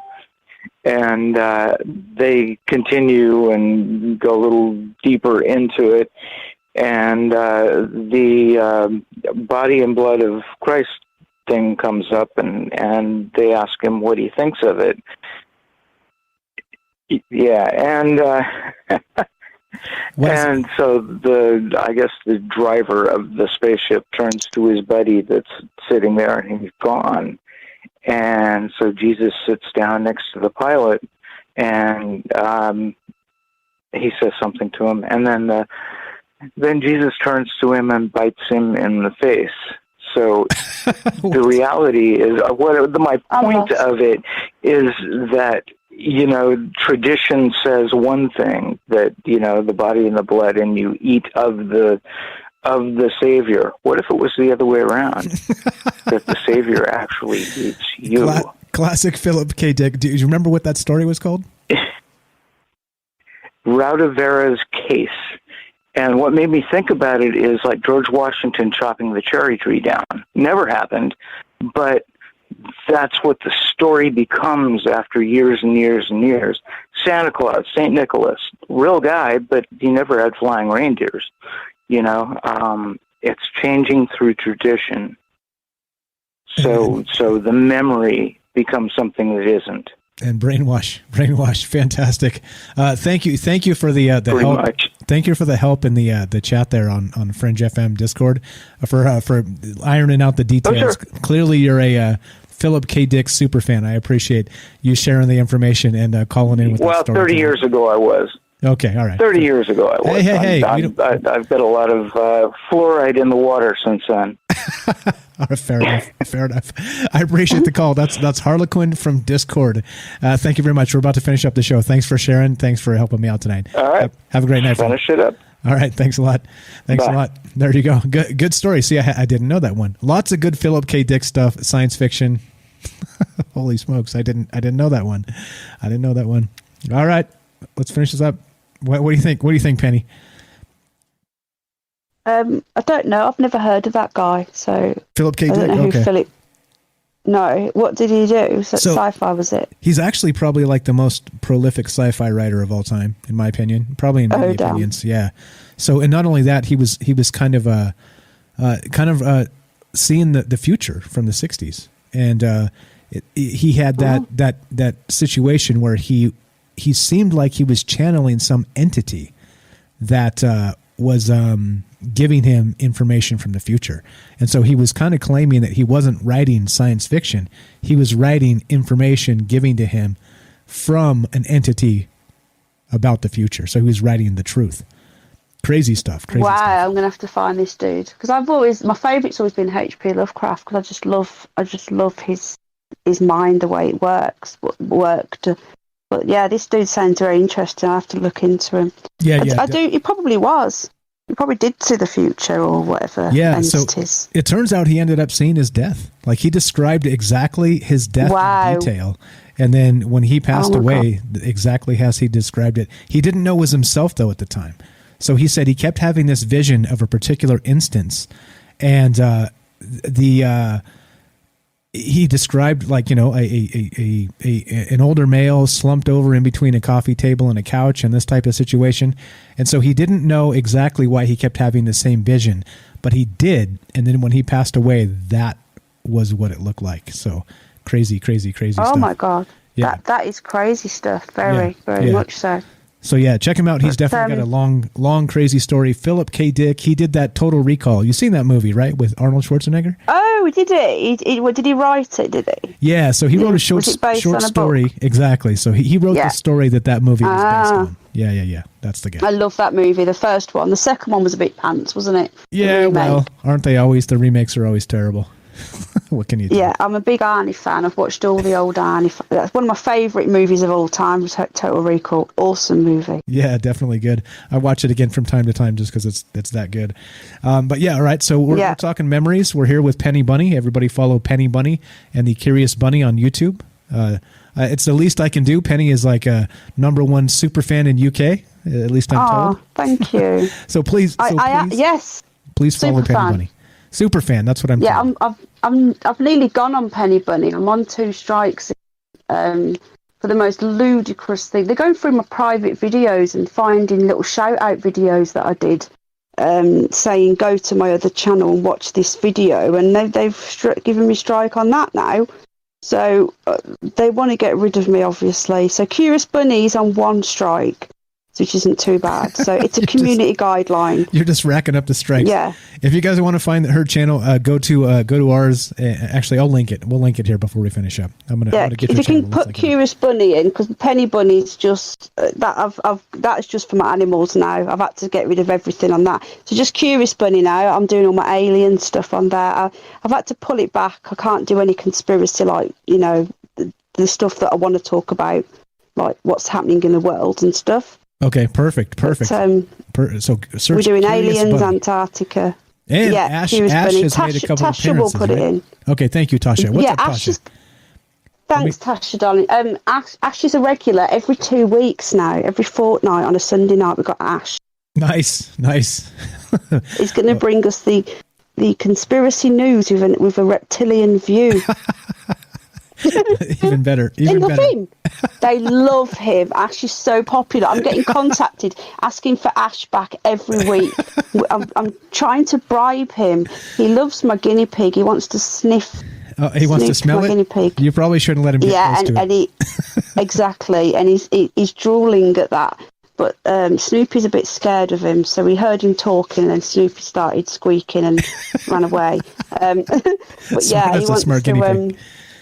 Mr. Smart Guinea Pig, yeah. But Ash is very popular. Is Ash in the chat, is he? He pops in to say hi, but then he takes off. He's got the ADD for a lizard. He's into it for a minute. And he's out, yes. And then he's out. But okay, so there you go. Everybody, please follow. Just search Curious Bunny on YouTube. Follow her. Tasha's in there in the chat, linking it. Many subjects. Follow her as well, please. Great YouTube channels. People out there talking the truth. I'm going to say Tasha one more time in the mic because she loves it when I say her name. Thank you, Tasha, for linking I like the way you say her name. Tasha. Yeah. Fantastic. Tasha. Awesome. So let's finish this up. So given all the things we talked about tonight, is the fight over our memory, and if you can change our memory of the past, then you basically get checkmate on the future. Am I right? Is this like a Mandela Effect as well? Then you've got a bit of Mandela Effect and MK Ultra going on, and possibly I always bring CERN back into it. CERN are doing stuff. They are doing stuff. They really are. Opening the portals and changing things. Yeah, the Mandela Effects, though, there's so many of them. Do you remember the movie Harry and the Hendersons with the Bigfoot? I do, actually. Harry and the Hendersons with the Bigfoot. Yes. Yeah, it's not called that anymore. It's just called Harry. It's called something different, and it's been driving me around the bend. It was called Harry and the Hendersons, wasn't it? Yeah, that was the name of the show, or the actual movie, Harry. Yeah, no, it's another Mandela Effect. I looked into it and they've changed its name. I'd have to look into what they've called it now, but that's another one. There's loads of them. That it's like our memories have changed, and how can it be that everybody's memories change and not just like the odd person, you know? So what if they were putting subliminals in the TV in the 1960s, which they were with. It's been proven they were doing it with your national anthem. Imagine what they're doing now. The subliminals, we wouldn't be able to find them, would we? They're just coming at us all the time with our programming and the television. Yeah, exactly. NS on YouTube says that movie was never called Just Harry. Is it not? I don't know. Look it up. And Madib says... No, I need to look... Yeah. It's actually now called the Madib Effect. So we're going to go with that from now on. Oh, he's cool. Yeah. Shout out. I call him Manjeep because it's just how I see his name. So I'll just say it as I see it. Yeah, he's cool. He's come over from my channel. Yeah. He's a cool dude. I did notice. Matt. Yeah, there's a few... Yeah, there's a few. There's more than a few. There's quite a lot of folks you brought over. I appreciate that a lot. Smart people like to have a good conversation, and that's what this is, right? Matt says in chat, Bernstein Bears. Remember, and the Bernstein Bears, STAIN. There's a lot. We'll have to do this. We'll have to do that. Yeah, Mandela Effect on a whole show, and get. Yeah, we're going to have to get a few of them, list them. I would love to do a show with you though, Mike. If you'd like to do a show on something that you're interested in, that I'm interested in. Sure, of course. And Where's the new merch? Come on, I'm waiting to buy a new T-shirt. It's coming. We've got some stuff that Tam Bam made for us. Thank you, Tam Bam. We've got some stuff that I've put together. The holdup is we're looking for something that actually will ship international. that doesn't cost an arm and a leg for the people. Because what's the point in buying like a $18 T-shirt if you got to spend $25 shipping? That's stupid, So I'm trying to find something. At Teespring? Yeah, Teespring was okay, but it's not great because it's always down. There's problems with the things you can the logos you can upload. It's not the best. So I've got a few. I've narrowed it down to 2 or 3, and I'll get something up coming in the next week or 2. So coming, promise. I use T-Mill for mine. We've got T-shirts as well, but I don't really push it a lot. But I use T-Mill. They're all organic cotton, and it's very nice, very soft. Okay, fantastic. Can you link that to me, please? And I'll take a look. Maybe we can use it here too. Yeah, I will do. Yeah. Okay. Yeah, they're in the UK though, but they ship everywhere, and it's decent. It's very decent, very ethical as well. They don't use any chemicals in their T-shirts. Nice. Because obviously we don't like the nasty chemicals. So we're not murdering bunnies to make them. Is that true? No bunnies will be murdered. No, right. no shaven bunnies. No, nothing bunnies because bunnies rule. Okay. Bunnies rule. So tomorrow night, have you got Ash on tomorrow night? Yeah, so we got Ash on tomorrow night. We'll be on at 7 p.m. Pacific. We'll be talking about, of course, aliens or remote viewing or something to that effect, because that's just his wheelhouse. That's what we like to do. So we'll be on tomorrow night for Ash. But yeah. So that's what's up. I don't know exactly what the show's going to be about. I might have to ring up tomorrow. Okay. Yeah. Sure. So let's definitely let's get you on for a show too as well. Let's if you want to do the actual Mandela Effect, we can do that. We can maybe make a list and get together and put a show together and talk about that. That would be amazing if you want to do that. That would be amazing. Yeah, we should do that. So Okay. Perfect. Consider awesome, it booked. Mike. Let's just figure out the time and the day and let's do it. Let's make it happen. You've moved your time back, haven't you? It used to be at 4 a.m. Then it was 3 a.m. Now it's at 2 a.m. for here. So that's really good. That was daylight savings. That's our brilliant politicians moving the time around on us. So it was. Oh no, it's going to go forward again. Yeah, we go forward on the weekend. Yeah. Damn it. So at about I think November it'll go back another hour the other way. Yeah. So good. So if we're earlier for you, good. I wish we'd just stay on this not time. for much longer. Well, yeah, you guys went back to. No, well, you guys went forward. Was it last week? We go forward the weekend. So for 2 weeks we haven't gone forward yet. So we will be back at 3 o'clock in the morning soon. Oh, I see. That's so why you're confusing. going to catch up with us again. So we're all over the place. We have Arizona right all next over to the us. place. So we're in the state of Nevada here. We have Arizona next to us, and they never change their time.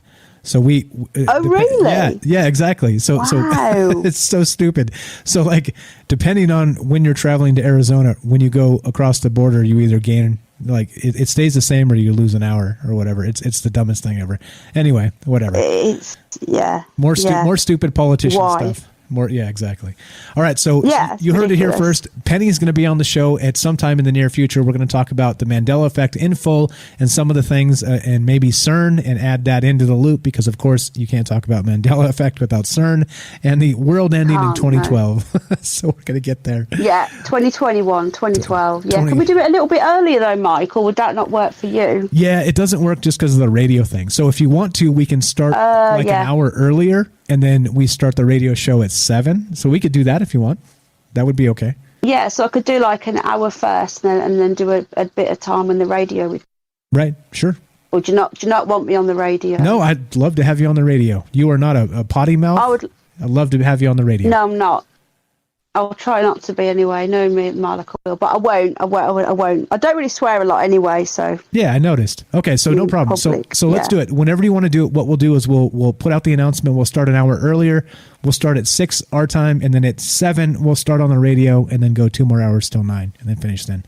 Awesome. So, okay. Yeah. Okay. We'll do it. Okay, we'll talk on Discord, and we'll get that sorted. Right. Okay. Brilliant. Thank you to everyone for watching. Hit the like. Make sure you've hit the bell. And make sure you subscribe to Ash the Reptilian from Mars. Tasha, can you drop Ash's link, please? And Tasha's a good egg. Also sub up to Many Subjects Answered on YouTube and The Curious Bunny. The Curious Bunny. Please do all that. Yeah. Tasha will drop the link. She's fabulous. She's fabulous. Tasha is fabulous. She is. We said it. Tasha. Tasha. All right, guys. Right then, Mike. Thank you for having me on. Thanks for being on. And I'll probably ring up tomorrow. Okay, sweet. We'll talk to you tomorrow. Thank you. Have a great evening. Speak to you soon. Thanks a lot. And you, Mike. Bye-bye. Bye, everybody. Thanks a lot. There you go. All right. We're done. We're about to finish this up. This is the thing, guys. The battle is on for our memory, and we're in the middle of it, right? The gray matter between our ears, and they're fighting for this. This is what we do, and this is why we talk about it. It's less important exactly what you believe than it's important that you realize what's actually going on out there. That's really what this is about. You do you. You know, in the libertarian fashion, you should be free. You should be free to choose and decide and make your own decisions and not be gaslighted by a foaming at the mouth mob that tries to make you think one way politically or the other.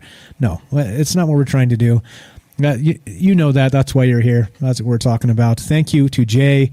Thank you to John. Thank you to Penny. Thank you to Beechwood.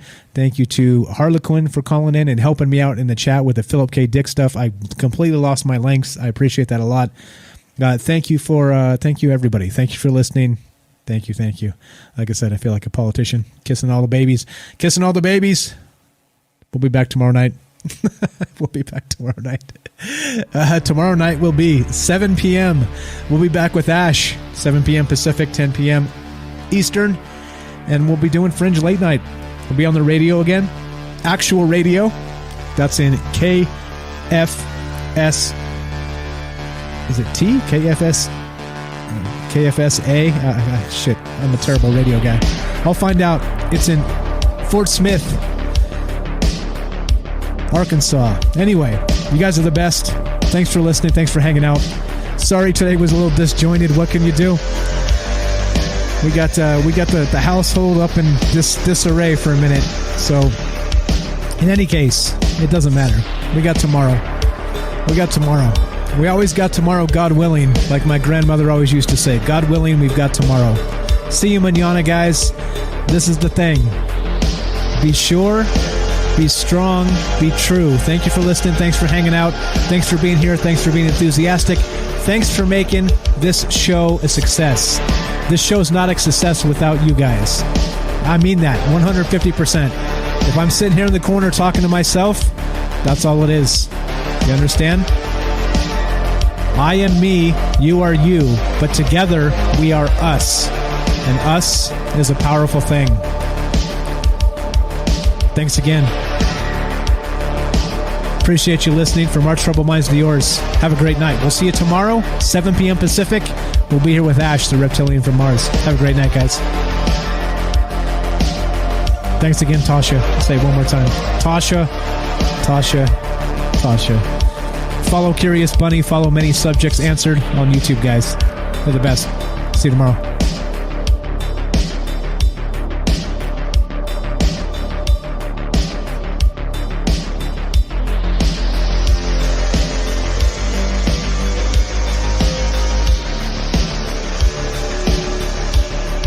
Thanks, MJ.